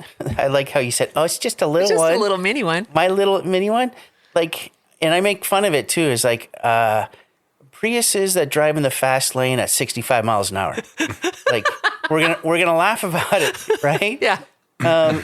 So every once in a while that I come across that, and I'm like, okay, whatever my higher power is trying to teach me right now. Where's the lesson? Yeah. I mean, Yeah. traffic resentments are Right? daily. They're plentiful. I leave the house and I'm like, can I go Yeah, home? and if you drive a Prius and you're in the fast lane and you're doing 65 miles an hour, just understand that I forgive you. Okay? I Just forgive know that. you. Yeah. And get out of that fucking lane. I feel like the resent, especially the resentment part, and how I can laugh at certain things and not others, still encourages me that I have more work to do, and that the work is not gonna kill me. And it kind of goes back to me not thinking that I was enough of an addict when I first got here, and how much that does not matter. You laugh at it now, right? Yes, because whether you call yourself addicted or an addict or whatever you know or don't know is happening, come here for something different. Drop your ever-loving ego and just come here for something different, because you're not special. I'm not special. Wait, when I was new, I was. Right? I We're all was. I special wasn't when an we're new. addict. Hi. I introduced myself for like 6 months as a crankster gangster. I will just, wow, that is not Okay, who I moving see on. you as. Well, I think the longer we stay clean, our perception of ourselves change and what that resentment may look like. Like, I mean, I had a big resentment for my chunk of using when I first got clean. And I'm like, why did I do that to myself? Why didn't I do what my dad wanted me to do or something? But hold on. Okay. And then over the years, like my previous round of steps that I completed with Joel was one of the best rounds I've ever done. And I did a lot of work around friendships and like my life then, that whole chunk of life, from Bammerweed in a beer can to Oxycontin in a needle. And I learned to love it. I learned to appreciate that experience and how much most of the time I had a really good time. There was just these other little things that happened towards the end, right at the end of the road, when I could no longer function with or without, that made that resentment for the whole time. Yeah. It's just like when you get a perceived bad text message of so-and-so said something about you. Yeah. And then you're like, well, fuck that whole person. In its entirety. You're resenting their whole life. Doesn't matter what good they did. So the work that I did brought me to this place of, man, I had a really good time with my friends for a really long time, and I didn't get caught for a lot of stuff, right? And I just appreciate that for what it is, instead of carrying this, why didn't I do something different? And what a freeing feeling that must be for you. Again, we're back to, man, I just, the magical part of Narcotics Anonymous is changing our perspective and perception of who we are and growing into something that maybe we didn't even know we could become. The point that you just made, there's these little gems that people drop at meetings or in conversations like this. And when you're saying, you know, my perception of an addict, like I'm, again, rigid, black and white, logical thinker. And well, an addict is just someone who's, you know, become addicted and they're burning their life to the ground. It doesn't look a certain way. It doesn't look male or female. It doesn't look like jail. It doesn't look like a house. It doesn't look like anything. It's, to me, it's just the thing that's happening inside the person. And when I would look at that, I felt so dirty and awful and all, you know, the things that the guilt and the shame that we can relate to. I did exactly what you just said, negated any good whatsoever. And I'm only going to hone in on this horrible, awful, dark things that I'm so focused on that I'm like, wait, I'm not an asshole. You know, I have raised an excellent human being in my son. I you know, do care for my family and things like that. And the second point is talking about that we had a good time. It is okay to say that. Mm-hmm. And I didn't used to think that. And someone very close to me that you now know had that feedback like, look, man, we had an excellent time. And the first time he said that was several years ago. We were in our active addiction together. I was just like, oh, I'm aghast. How could you even refer to our using time that it was good because it was all shit? It has to be horrible. Dude, it was amazing. You know what? Even so, for me nowadays, I look back and we're talking about this, so I'll bring it up. The fact that you fell off a cliff, hopefully you're gonna be able to be at that point where you go, yeah, remember that time I fell off a cliff? Dude, that was so high. A couple years from now, another round of steps or something, it'll open up even more, and you're going to be man. Here's the benefit that I've gotten from many rounds of steps is that my past is a fact. Yeah. Can't change My it. past is a fact. How I choose to navigate that will dictate how I feel today. Yeah. So if I want to look back on my past and go, oh, that happened. Oh, shit, that happened. I find that Oh, wow. it adds to my self-esteem when I don't resent myself for what I used Yeah. to I do. agree with Tim. Yeah. I like running That's on self-esteem. relatable. I've ran on ego and I've ran on self-esteem, and I highly prefer and recommend doing esteemable acts for yourself, like working steps, having commitments, applying some discipline in our life and steps in other areas that are going to make us feel good about ourselves. Yeah. And learning to appreciate my past for what it was and that it's a fact, Yeah. whether good or bad. Because it's who we are today. It made me who I am. I Yeah. have 52 tattoos I got when I was loaded. And I look at them like, what did I do to myself? But I also have a best friend, Jay, who has like 60 of them. And like, I'll just talk with him like, man, we had such a good time. Like, Yeah. when did we get this tattoo? And Did we it's have okay matching to talk tattoos, about him and I? that. That's awesome. That's really awesome. No, to be really comical, I have one that says you the handle on my left arm here. And on his right arm, it says you the blade. Because together we're a knife. That's deep. We were high. Okay? You need Really? help. So I've you the handle. Still need the help. judge gets to see that when up I in go the to head. court for my clients with But isn't imposter that, syndrome. and you're kind of kidding, but isn't that beautiful? The judge gets to see that shit. Yeah. Like, that's so powerful. I to don't me. mind being the sleeved up attorney that And as feels you like the should be. defendant most of the time. And All I right. bet And that's why that's people what I get trust to you. work So Meanwhile, back in no, we recovery. did resentments. So let's talk about fears. Okay. All right, tell us about one of your biggest fears in early recovery. In early recovery, my biggest fear was that I'm not going to do this right and it's not going to work. Ooh, Ooh, what's Yeah. the right Perfectionism. way to do it? Right? As if Yeah. there is such a thing. And it is akin to me being that spectator of my friends in recovery, where that couple I talked about that were in that Friday night meeting and how they were close to God and they worked spiritual principle or a spiritual path, and how nice that must be for them. Like, that works for other people. I'm going to fuck it up. Yeah. There are a great many things that I have not fucked up, and I have a lot of confidence in myself, and, confidence and arrogance are neighbors, but, I do know that, I bring some value to the table, but I would just be like, no, I'm going to fuck that up. Hey, can I get you to change your vocabulary real quick? I don't know. Can you? You said, I bring some value to the table. Oh, we're talking about early recovery. Yeah, I bring yeah. one metric shit ton of value to the table. I'm aware of that. Okay, but so today you take that 152% sum of out of there. Oh, yeah. Yes. I bring value to the table. 100. Okay, so you don't still say some. No, sir. No. Good. But in early recovery, I was just like, okay, well, I have some assets and I have some liabilities, and I'm here to strengthen my assets and either transform my liabilities into assets or just get rid of them. Like, they're not necessary anymore. And so my fear was that it wasn't even that I'm not going to stay clean, because who doesn't think of that? But that wasn't my biggest fear. My biggest fear was, I'm not going to do my step work right. I'm not going to have a connection with a power greater than myself. And it's not a right or wrong. Is it going to be enough to help me? And ever since, like, the accident, I have a lot of brain fog, and I just still do. So that's another consequence that I deal with today, because there's a little bit of a traumatic brain injury too.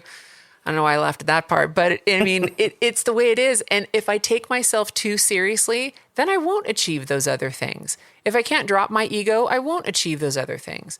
So the fear that I had in early recovery that, I wouldn't be able to stop using, that faded away quicker than I thought it would, which, oh my God, what a gift. Because I didn't anticipate that. I was like, wait, I didn't think about using in the last hour.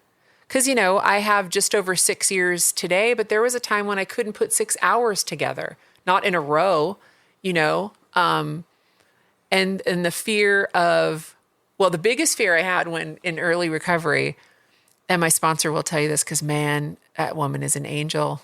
She is, by the way. I blew that phone up like nobody's business. And, God puts people in your life that you either have known for lifetimes or in this lifetime, but she is my person. Okay, but she helped you with Just being there to let me park my fears in a safe place, because I was like, I'm going to lose my job.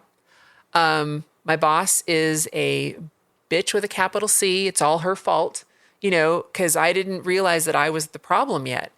And so I'm 60 days in, and I'm on a performance plan at work, and I'm about to lose my job if I didn't get my act together.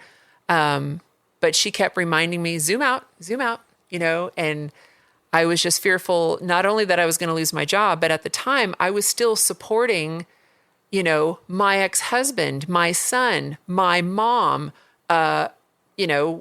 financially I'm supporting people. And if I lose my job, I can't take care of everybody else. Didn't care about me, but I can't take care of these other going people. back to your family role. Yeah. The fear of failure was giant. It was all consuming. It's all It's I thought interesting. about. That was my biggest fear. And it was similar. Like, I had a fear of failing, staying clean, because my son would pick up the tab for that. That was my biggest fear. My fear was, like, my son was either going to grow up without a father or a father in prison, right? And so I didn't want to be that person in Fear of front of my failure. son. Yeah, I didn't. And my son is also not my biological son. I got him when I was 4.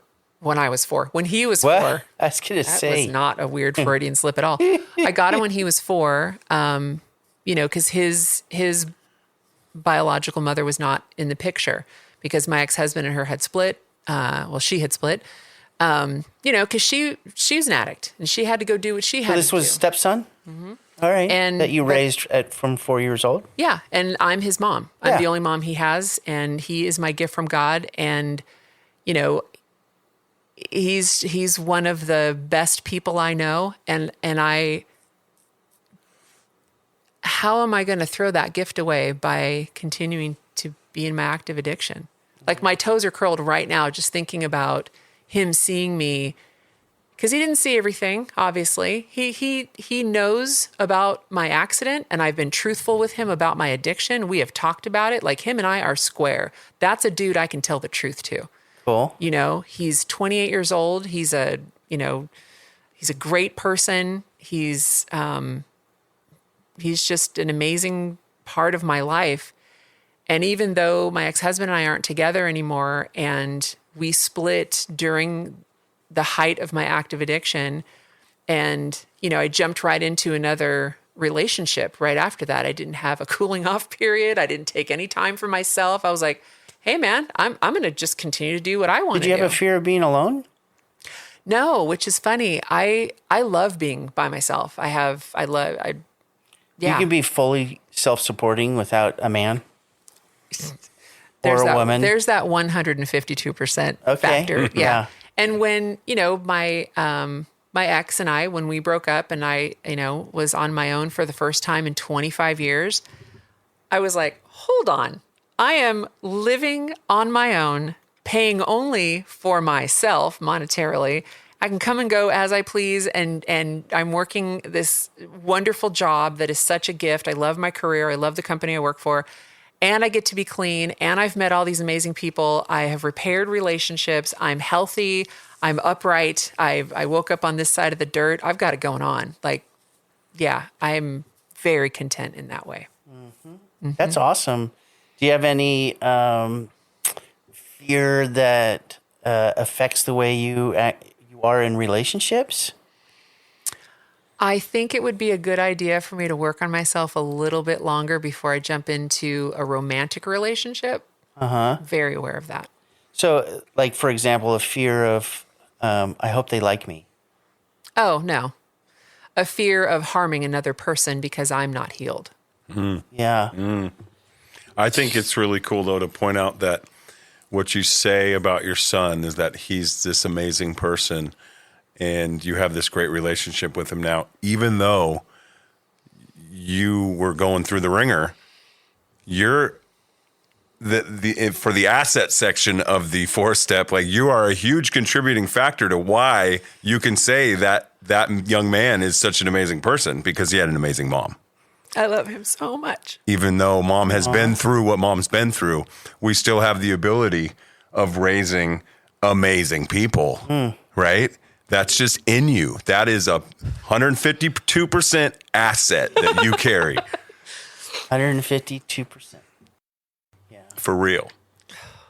Yeah. I love the fact that I can look back on my time throughout recovery and then look at my 3 children.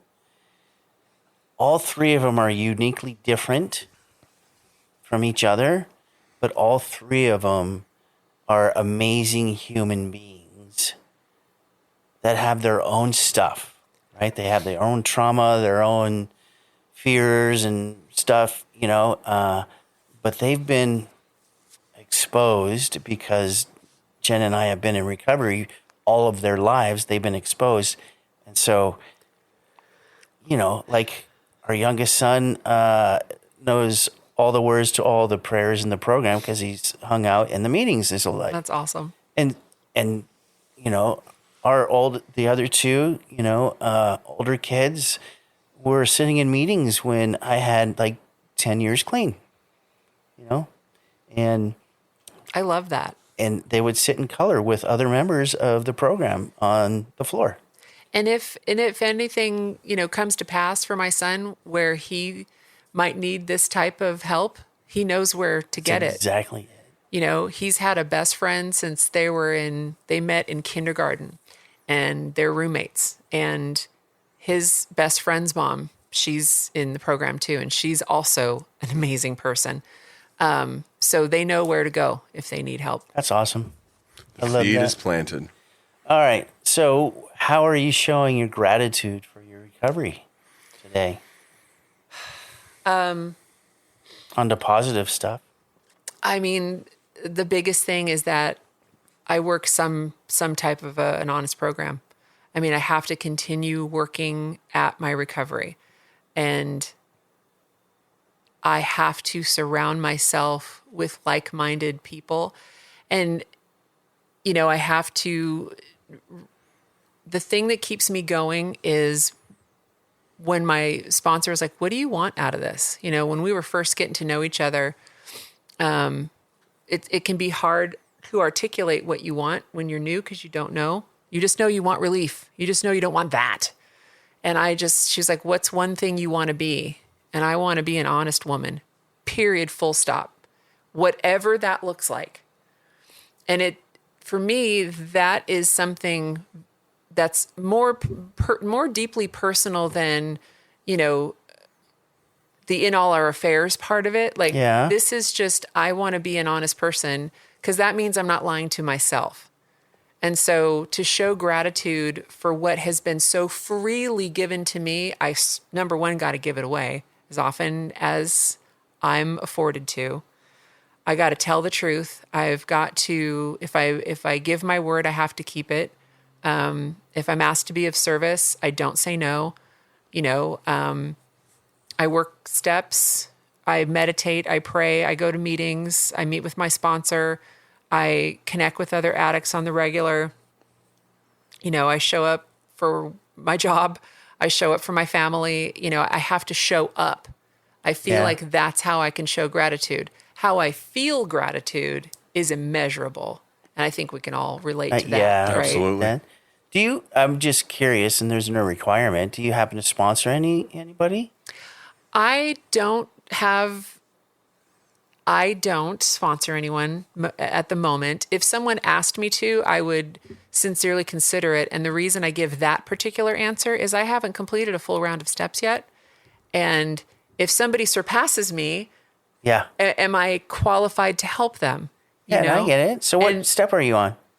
Right now I'm on a 6.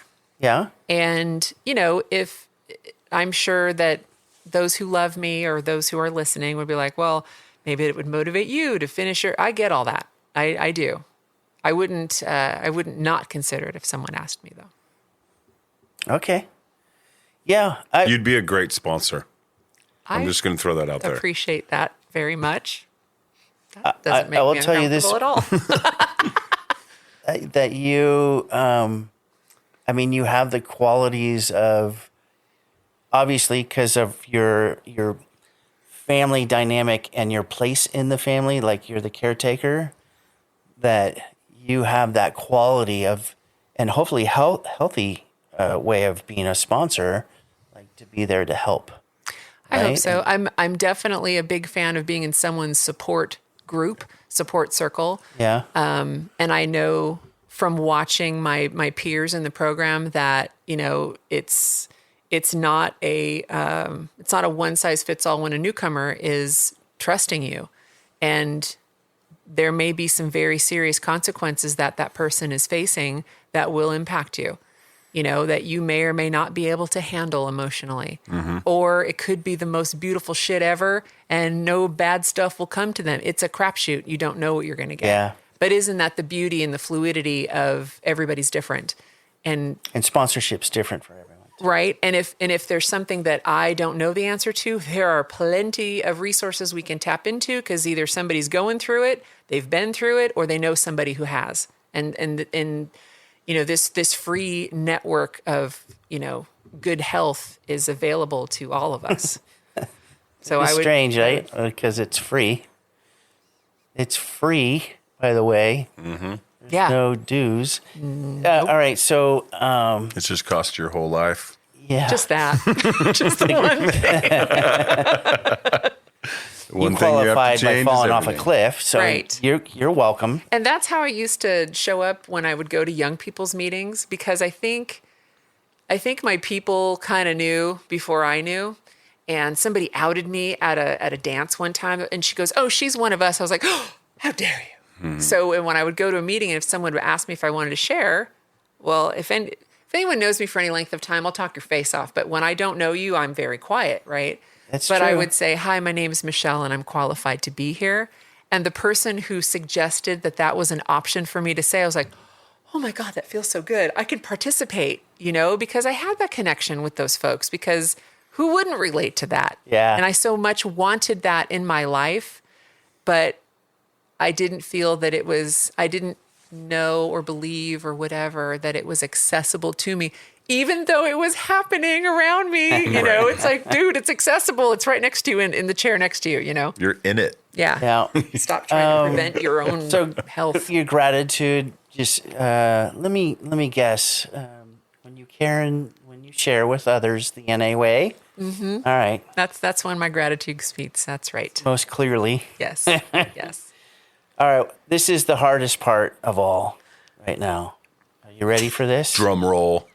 This is gonna be the Hasn't hardest the one. hardest part already happened? So No, bring it. that So was bring nothing. it. That was nothing. We were just doing the fun stuff. Yeah. That's the intro. This is, and I'm being light of this, but is what assets do you have that helps you be of service to others? I love this question. The assets. I love assets. Now I say that this is the hardest part is because Because I don't know wants to about talk you. about themselves. Yeah. Yeah. But for me, the first time I ever did it, all those years ago, it's like, I'm the greatest human that ever lived. It's like all ego. my everything. ego is my greatest asset. Yeah, I had.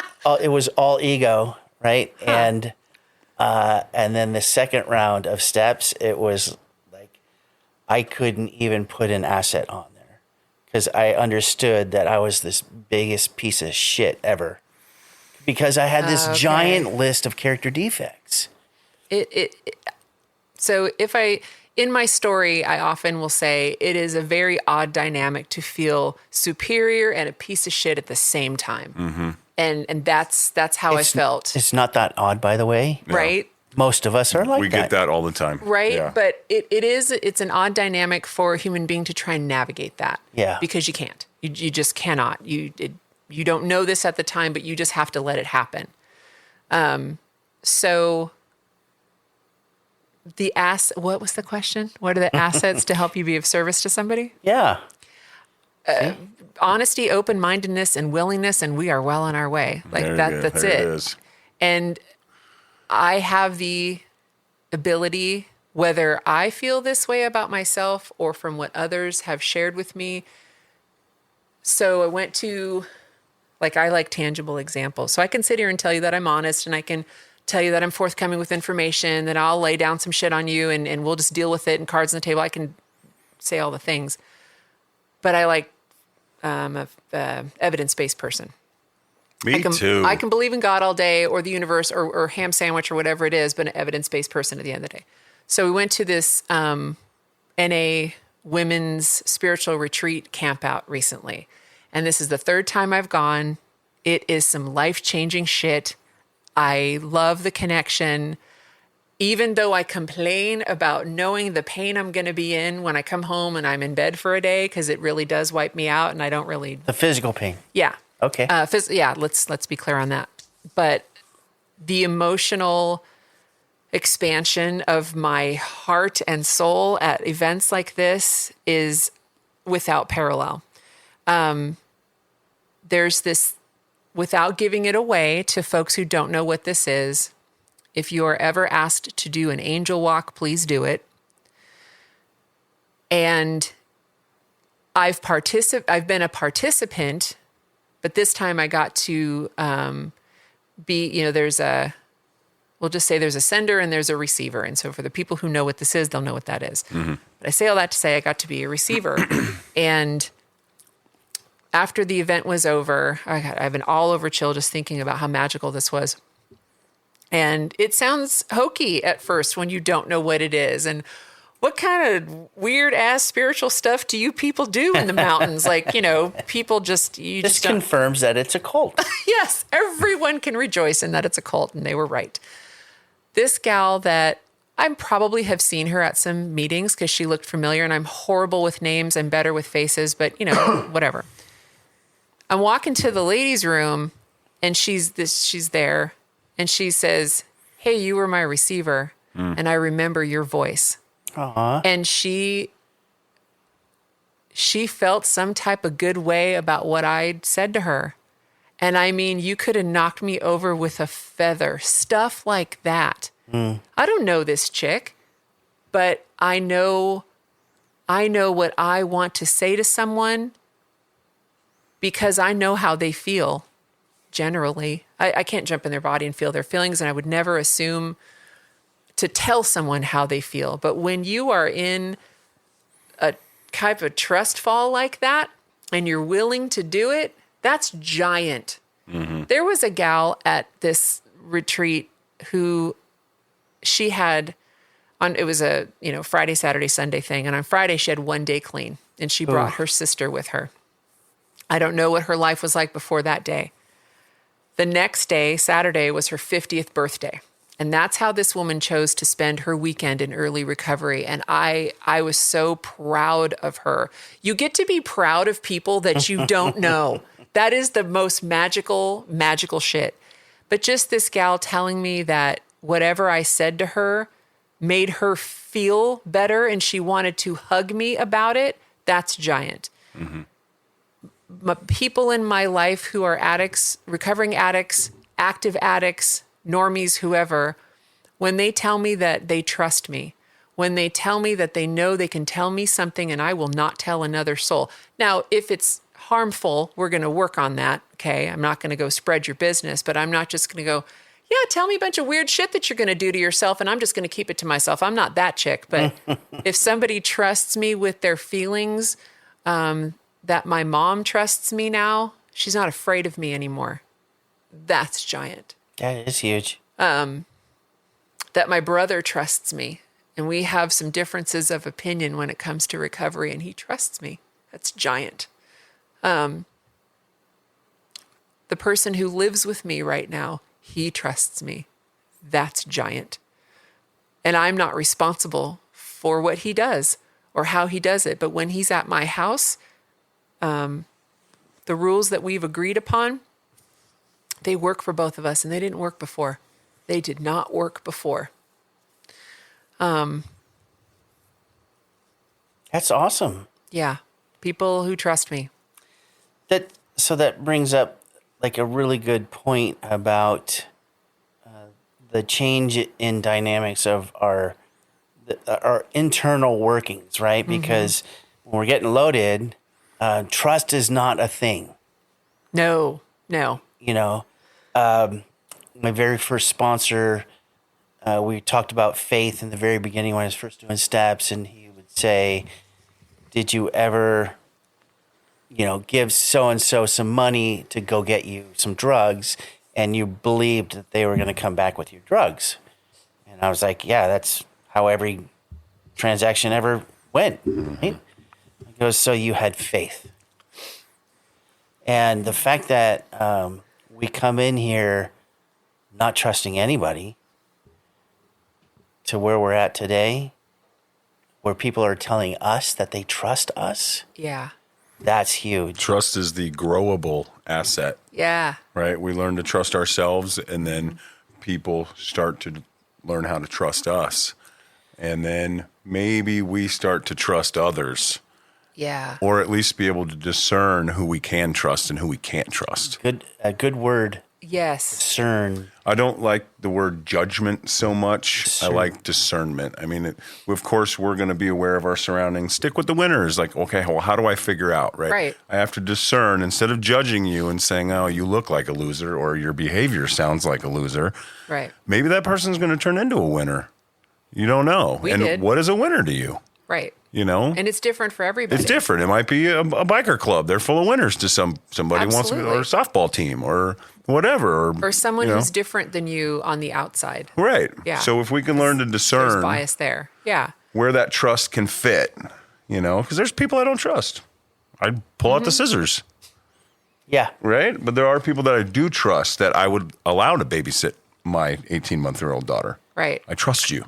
And I trust people until they give me a reason not to, but I don't hand my baby over trust until they give me a reason, but reasonable amount of trust. Yeah, I'm like, my perspective on that trust thing is because I'm very much in control of who I trust, but I am not in control of who trusts me.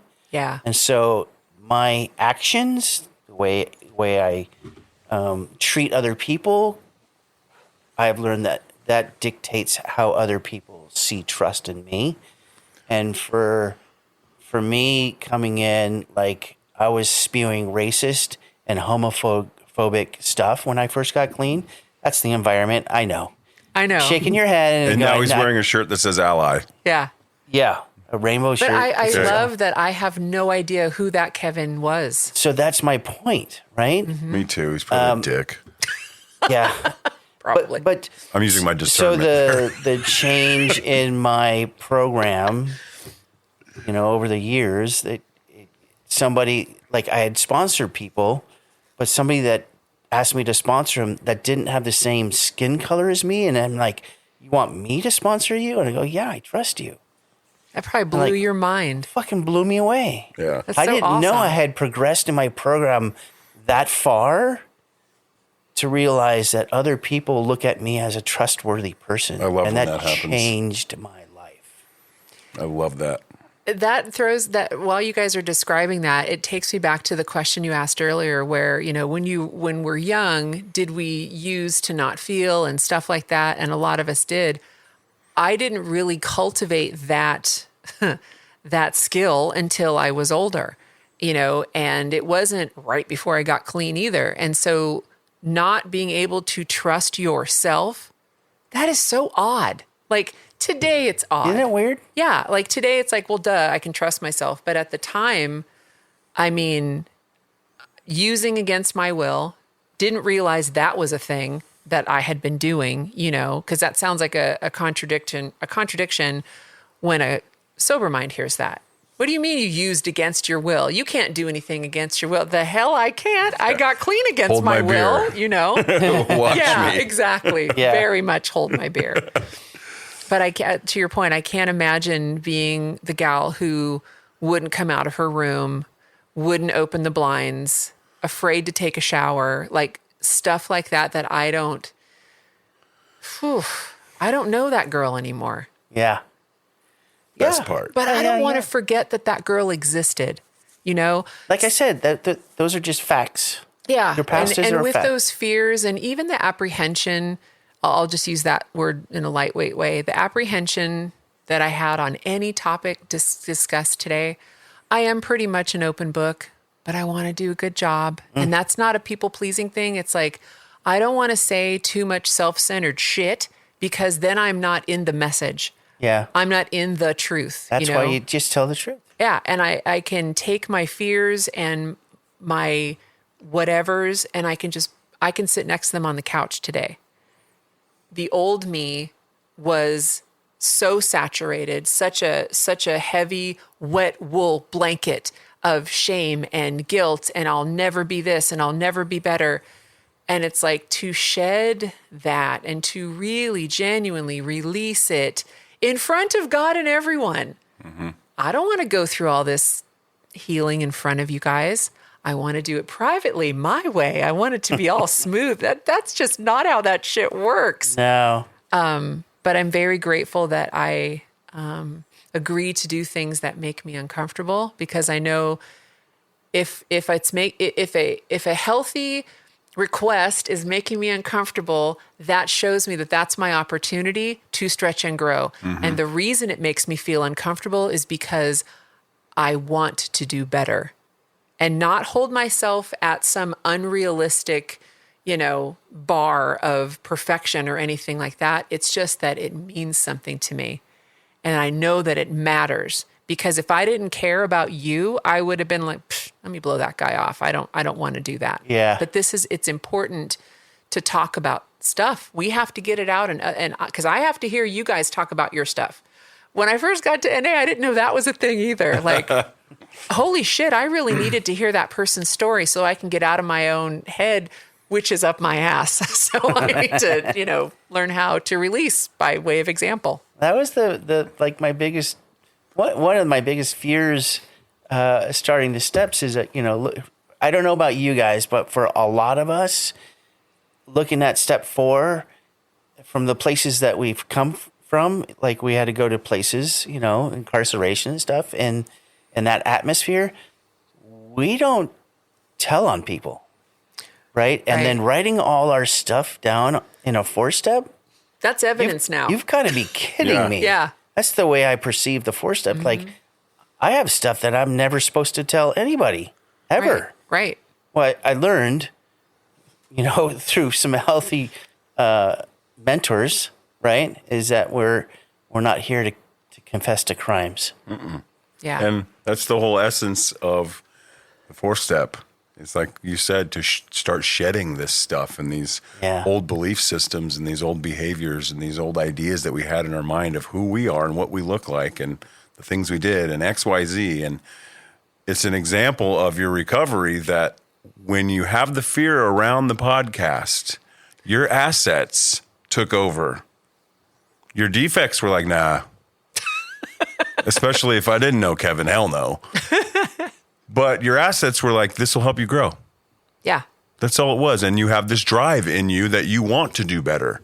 And that is such an important asset when you're in recovery, because then I think that's the opposite of complacency, Agreed. is like being just a little driven to just do a little better. Yeah. Just turn the volume up just a notch and see what happens. And it overrides shit talking myself when I say that I should be farther along in my step work than I am. Do I recommend what sounds like a step a year, which hasn't been what it is, but I was stagnant for a while, but dude, man, that's how it has gone for me, because that's how it's supposed to go for me. I've met people who in their first month of recovery, they finish their first step, and in the second month of their recovery, they finish their second step. Right on, man. And I hope the next time you do a round of steps that it's different for you and you stretch and grow a little bit more. Yeah. And it's not up to me how other people should or shouldn't do their step work. I do get kind of a bad taste in my mouth when I hear people say, well, you should be sponsoring people and you should be doing this. I'm like, you should shut up. No, yeah, I should never have use the more should money word. in the bank, but I like Poshmark. Like, who cares what you think I should be doing? You go do what you need to do. You should just people. And that's, I guess, another really, God, the relationships part of it cannot be overstated. The learning to navigate, manage, and have some damn self-control, because we were talking about this recently. I can't stand anymore. I don't want to say this. I can't stand to hear people talk shit anymore. Like, let's get it out. We all talk shit. We got to vent. That's fine. But I have developed an allergy lately to excessive negativity, right? And it's a bigger allergy than I thought I had. Well, it's everywhere now. Oh my God. I don't comment on Facebook No. anymore. I don't read comments. I have some very keep dear going. people in my life that, man, I really don't want to be without. And we have vigorously different political feelings and thoughts. We have vigorously different views on women's health. We have different views on religion. I mean, whatever. But we can talk about it calmly. And they're not in the program, but I am. That's where I got my learnings from, and it's not, I don't have to agree with you. You don't have to agree with me, but it is inappropriate in my life now to try and tell you what time it is about whatever it is that you think and feel. That is not my job.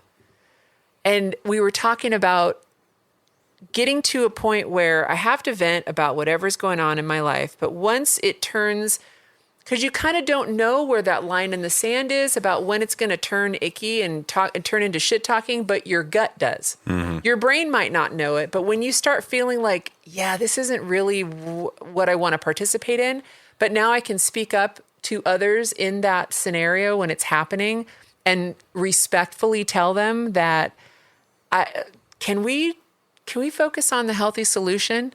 Do you hear? I mean, some people I'm close enough to be like, dude, do you hear yourself? Shut up.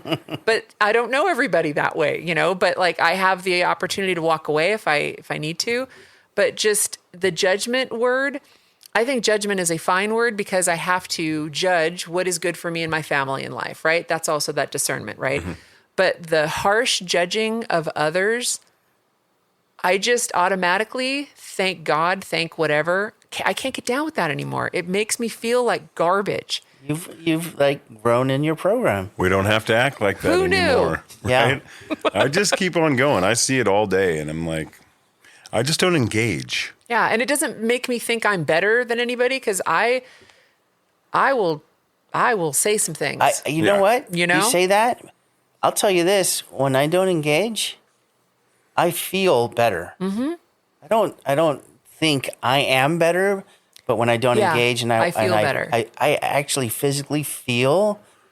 Oh, thank God! I dodged that bullet. Mm-hmm. And we're talking about steps, right? right? And we're talking about the difference of different people work their steps differently, and what is the only wrong way? To not do them. Thank you. Yeah, my experience with the steps, like you've been clean 6 years, you're on step 6, but you're probably gaining a really good understanding of the steps as you go through them. I did the steps 5 times before they even made sense to me. I did them in my first year. God, the fact that you were willing to do that much repetition so that you could grow is giant. I just wanted to raise my hand at the nooner when they said, anyone that's worked 12 steps, raise your hand. Okay. It was all ego, right? But it got you I did there. 3 rounds with the same sponsor. Whatever it takes. All ego. Yeah. I wasn't applying anything. It was just look at what I'm doing. Look how much I'm Look at in me. this, right? The Yeah. hey, look at me syndrome. 4th and 5th round with 2 different sponsors, just pleasing them, giving the right answer, still not really applying anything. The first round I did with Joel, I understood how the steps apply in my life. And why do you suppose that is? I What think my changed? spirit was ready. My best friend had hung himself. I knew I was going to marry Amy. I was accepted to law school. Things were like drastically changing the trajectory of my spirit. And that's when I was like, oh, I had 7 years clean at that time. And it just clicked. What's the problem? What's the solution? How do I apply it? How did I get to the problem? Let's take the Oreos out of the cabinet and put the kale in. Let's continue Work the run, problem. and do I need to budget my money? Do I need to be honest with my wife about my feelings? Yeah. Do I need to be honest with my friends about our relationships and how I miss them or how I want them more in my life or how I treated them? It all just started making sense on how I can apply these principles in all my affairs. That willingness. And I just had to simplify what that step is, right? And instead of we admitted we were powerless over our addiction and our lives had become unmanageable and read all this stuff and find all the principles. No. What's the problem? And if I apply that step, Yeah. all those sub-spiritual principles, they're applied automatically. Funny how that works. If I Yeah. find the solution Yeah. and I apply it, All that shit's built in. automatic. Yeah. Simplicity is the key. And now that has created discipline in my life to where I'm fully scheduled and I know what I like and what I don't like, right? And the steps just make sense. So I believe that Tim is making a point, whether it's intentional or not, that you don't have to follow a criteria None. around your steps. Nobody does. And that he's kind of saying, hey, you're probably on the right path for you because you're going to understand the steps the first time. So technically, you're way ahead of me in the steps. If you've got a good understanding of what they mean to you, I'm on step 5 again on my second round with Joel. So technically, I've done 15 or 16 steps in 15 years. That makes sense to me. And your 6 years was you're doing fine. Because everybody's different. Everybody's different. And it's supposed to be that way. And assets grow at different lengths and defects fade at different times. And Yeah. it's a beautiful journey we get to experience. And I'm grateful for those who've come before me to see their example of having acceptance for just wherever you are, for whatever the topic is, whether it's your step work, your parenting, showing up at your job, showing up for your family, whatever the thing is.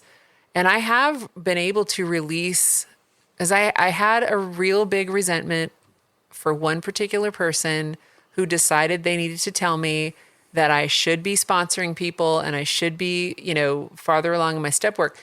And the reason I think I was able to release that, I'm very clear that this is the reason. I don't think that's what it is. That person was loving me from where they were at. They wanted me to get more out of my program because they believed in me, but their delivery, for whatever reason, just didn't land on me right. Yeah. And I still know this person. I actually love this person. And I have some opinions that I will keep to myself because they're my opinions. And I don't think it's appropriate to tell other people how to do anything unless they ask me. If you want to know how to tie your shoes the way I tie my shoes, cool, man, we'll talk about that. But if you want to ask me how you should run your recovery, I'm going to ask you how you feel about that because it's not my place. Our literature talks about our opinions and how harmful they can be. And Yeah. I've learned this the hard way over the years with my own opinions given to other people. And so today I will keep my opinions to myself. In fact, when my sponsees ask me for my opinion, I tell them directly, I'm not going to give you my opinion. I'll share if I've gone through that. Yeah, I'll share what's it worked with for you, me. and this is what happened to me, and this is Right. how I felt. But this is that like part of that gossip, or talking about other people.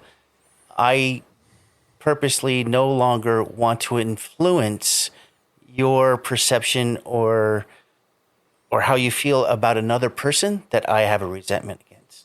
Oh, So absolutely. I'll keep that to myself.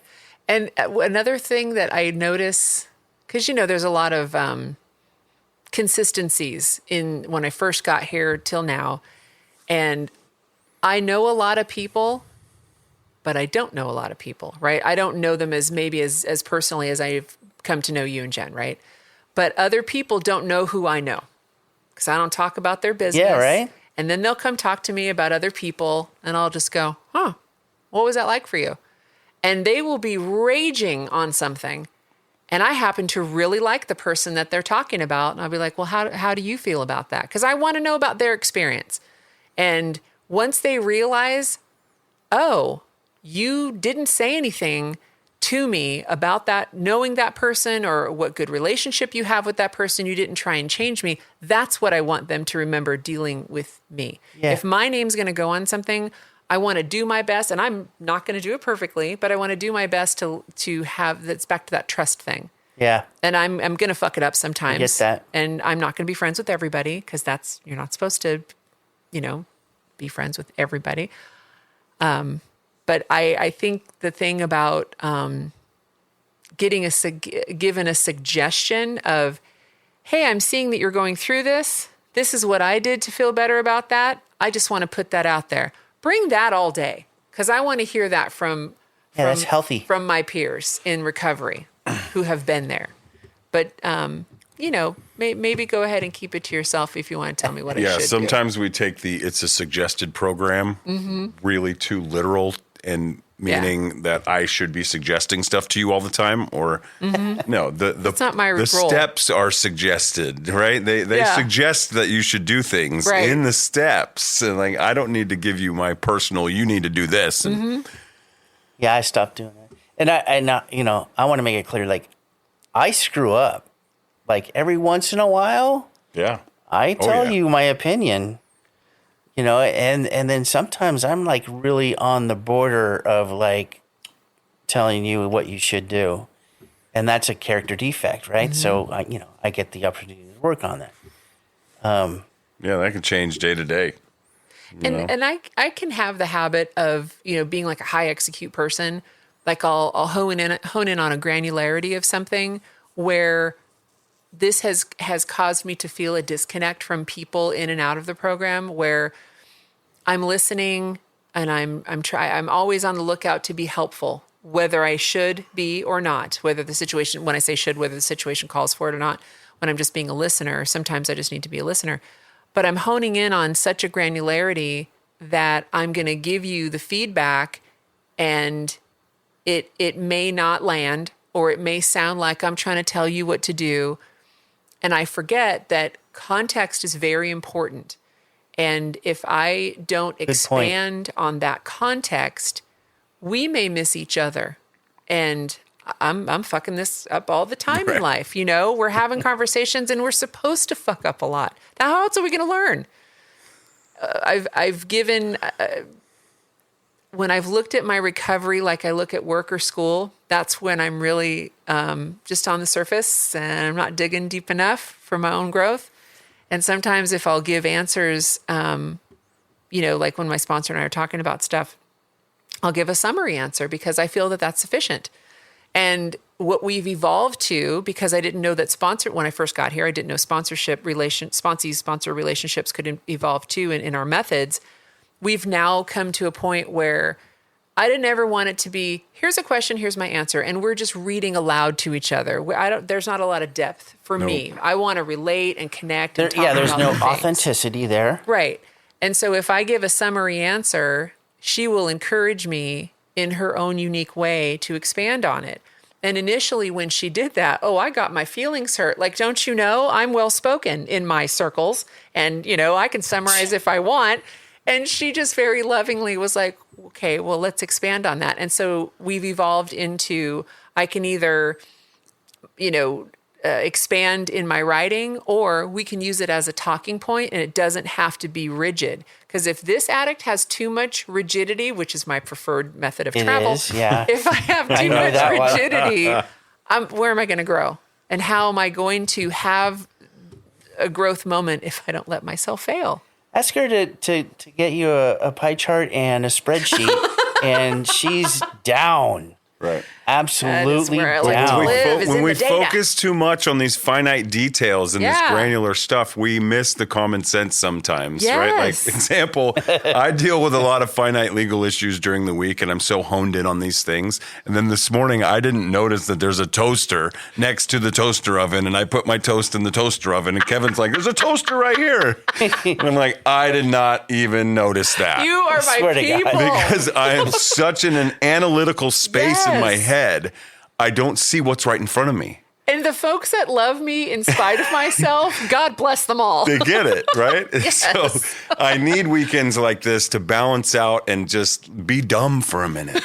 Because I try to be so smart and on top of things because I am representing people, Just and I'm be like, regular. I can't fuck it up. Yeah, you know? yes. I was Oh my in God, here. so much that, I dude. come here and I don't notice there's a toaster for my English I'm muffin in here right setting there. up, right? And I go back into the kitchen, and there's smoke billowing. I'm burning the Of English course. or There's the smoke croissant. billowing in the kitchen. It's like, what's And going on? Tim, What are you even doing? yeah. I'm thinking about an argument to the opposing counsel in my head while I'm making my toast. You So know what I'm saying? Anyways, beyond yeah. relatable. I'm in my head like, fuck them. I don't even see the toaster because I'm So- just so granular on this finite issue that I shouldn't be thinking about.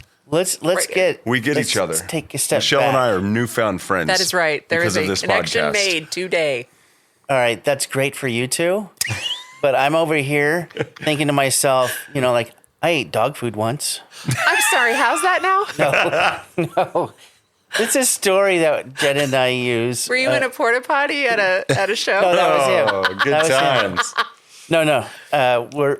We're our youngest son is in the back seat with his friend, and they're like 6, and his friend is like on the spectrum of autism, extremely intelligent 6-year-old, We're driving around, and he's in the back seat talking about the rack and pinion steering and how all the parts connect with each other and the whole process of the rack and pinion steering in a car, because he had just went to a Lego camp and they were making dumb little statues. So he researched making a car out of I Legos. love this so 6 much. years old.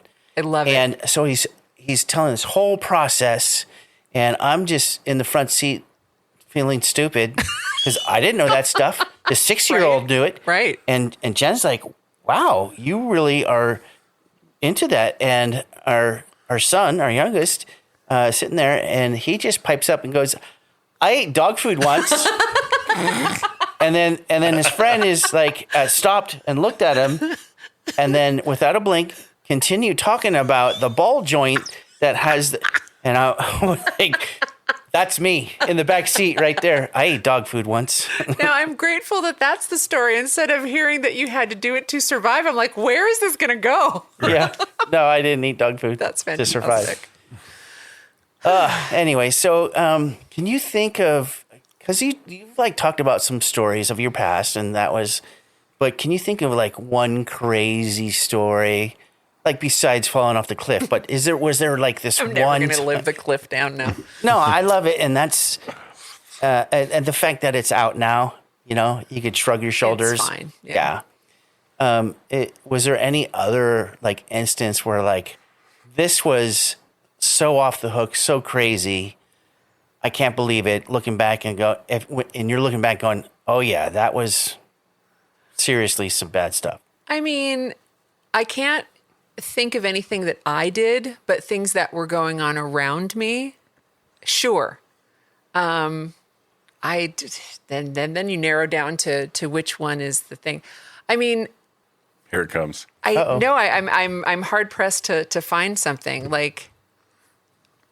Are these stories that we would tell each other like, hey, we were out partying one time and this crazy thing happened? Or is it something that happened to me? Like, what's No, the core crazy of the thing, question? whatever. Yeah, it's more of like the Lincoln Park meth in the porta potty story. I don't know. Got a meth in a porta potty story, I don't think. You know, can't believe that actually happened. I mean, the evening of my accident was pretty nuts because, you know, I was playing checkers with this guy outside of the bistro place we were at, and I may have, you know, fallen over on the stool I was sitting in, and just, you know, just stuff that is embarrassing later, but not in the moment. But something that's crazy that I wonder, well, something bad could have happened during this one time. So, okay. So my dear friend, You don't have to name names. By no, the way. I will not. My dear friend who is now divorced from her husband, who, you know, the people who tried to do the intervention stuff with Yeah. me, you know, she's been one of my very best friends since I'm 15. And, you know, we were partners in crime. We were just going out and stealing her mom's car and going to the city and going to shows and staying out all night and underage drinking and, you know, stuff like that. And this one night, and for those who didn't grow up in the Bay, I'll try and articulate this. There was a part of the freeway that, you know, isn't there anymore because of the earthquake. Well, this is pre-'89 earthquake. So the distance from our hometown to San Francisco was about door to door, maybe 12 minutes. And that's including stoplights and the freeway. So we were, me and her boyfriend at the time, and a couple of our buddies in her mom's borrowed car, speeding home. And they would get into fights a lot, you know, because that's just what people did back then. So the one who's driving is in a fight with her boyfriend in the front seat. And they just start fist fighting while she's driving. And we're all wasted in the car. And there's this one curve as you come out of, you know, off the Bay Bridge, and you're coming around this curve to come into downtown Oakland. And it's probably 3 a.m. There's not many people on the freeway, but there are people traveling. They're hurtling through space at quite a speed. And, you know, he's a kind of guy that would never raise a hand to a woman, thank God. But she was not the type of chick who wouldn't hit a dude. So she's doing that. And, you know, She's slugging on him while she's driving. Yeah. And we're in the back seat, you know, trying to. My buddy to my left is trying to calm her down by saying soothing things into her ear and rubbing her shoulders. And I'm in the middle in the back seat because, you know, why not put me there? And then the other dude to my right, he's, you know, telling the dude, you know, calm down or whatever. So she takes the back of his head and starts slamming it into the dashboard. While she's driving. I just hope like Metallica is on the radio, you know, just You have no Back to the idea front. how close you are to that very thing in this particular story with this particular group of people. So she's doing that. There's like, you know, blood flying. He may have lost a tooth. I don't know, but you know, it's not a good scene. Oh my God. So, but she's still going 70 miles an hour, right? So we're coming around this curve. Well, he decides he's had enough. And he jumps out of the car. No. I'm not kidding. Oh my And God. I'm frozen in the back because I'm in the middle. I'm trying not to hit the front dash myself because I'm on the hump in the back seat. Yeah. And why are my homeboys in the bucket seats? Why is the chick not in? There's no chivalry there, but I digress. So he jumps out of the car and now she's freaking out and cannot focus on the driving. It's so dangerous. And we're just like not thinking that it's dangerous at all. We're just trying to react. Like fucking Spider-Man, this dude comes down on the front windshield. I don't know how he hung on to the top of the car because the door was closed. Wait, I thought you said he jumped out of the car. he did. obviously Oh, at the window? No, the door. Wow, that's crazy. jumped up on the roof. And she slams on the brakes in the fast lane. Oh, no. And then he rolls down off of the hood and gets back in the car. They continue fighting and she keeps driving. I'm picturing this happening on 80 Yes. Like, 80 coming home from the city from through city Oakland up through Martinez. by the jail. Yeah. Yeah, this is going in and, you know. So his- I live in Martinez, so I know exactly that. Oh, Yeah. And so, you know, we keep driving. They're relatively calm for now because they're not fist fighting anymore. They're just yelling at each other. So we finally get into our hometown and we're dropping the fellas off at the one dude's house because they're all going to spend the night. Because of course I'm staying at her house. No, I'm not. Because I get out of the back seat to let them out so I can get in the front seat. And he shuts the door and she takes off. Because she's so mad, she forgot me at their house. And I'm like, So you got to hang out with the guys? yeah, this is neat. And there's no cell phones, and she's not going to answer her phone if I call in the middle of the night. You know, she's just going to go home. So I stayed there, and you know, Did you take care of the guy with the bleeding forehead? no, he was fine, and they were made up within I think a couple of hours, and he walked to her house, Yeah. which was probably 3 miles away. Yeah. But we stayed, and some other things went down That's that like evening. but every yeah. relationship Some I other had. things went down that evening. That's But just awesome. I feel those you. types of situations where you're just around a lot of chaos. That same group of friends, we were going to a party and they were fighting, and you know he did haul off and he hit her one night, and the cops came, and the two girls that were with us that were supposed to be our good friends, they left us in the middle of Emeryville at 2:00 in the morning near the KFC with the bulletproof glass and Emeryville PD, just stranded there, like, you know, because people just acted like that then. And dude, we were 17 years old. Like, who Yeah. does that? So Good just times. wild shit happened all the time. But her and I always had each other. And her and I have never lied to each other. She's been one of my very best friends since I'm 15. That's cool. And I'm grateful for those are the friends that I have that, you know, they say you got to change your group of friends. Yeah, I had to change a lot of people. And some people do need to completely walk away from the group that they're with because they're just harmful. She's just not one of them. She's just not one of them. Well, she's not harmful to you. No, she's not. She's very, Cool. very supportive, as is that group of friends. They're very supportive of my recovery. They're very supportive of any healthy behavior that any of our friends have. That's a very tightly knit group. That I kind of felt like an outskirts friend for a long time, and then come to find out they all love me. What? Like, Yeah. because you don't think you're worthy, you know, and no one needs to Yeah. know that you feel that way. And like my brother and I talk about stuff like that sometimes, and he's just like, "You never felt like that. How do you know what I felt Right. like? You Right. know, That's like- it's not a contest, you know." Yeah, that happened to But me a lot. you try to put on this face, and that's why people don't believe that you really felt that badly Yeah. because you played it off or whatever. And I'm just grateful to not have to pretend anymore. Yeah. Yeah, It's cool thank that you we for get that to- story. That's a good one. That was good. Yeah, I liked it. I was just going to say it's cool how we build those bonds. You know, like Yeah. I have a couple buddies that, you know, whether they're clean or not, are still just some of my best friends. And, you know, and I don't spend a lot of time with them, but I can always talk to them, and Absolutely. they're just there, you know? Yeah. It's that solid bond that you build through times like that, Yeah. where I have so many of those stories, just parties and she stuff has happening. Seen and, me at my worst and Yeah. loved me anyway. yeah. Loved me anyway. Like it, and it didn't. And same. I've seen her. You know, we just see each other through that. And I think that was one of the things I was able to bring into recovery. That was an asset from outside of recovery, that I was like, I have these bonds with these other people. And when I first got here, I was like, I certainly don't need any new friends, number one. I don't want to know any new female friends because you all are crazy. And I'd prefer to hang out with dudes or the guys or the girls that I already know.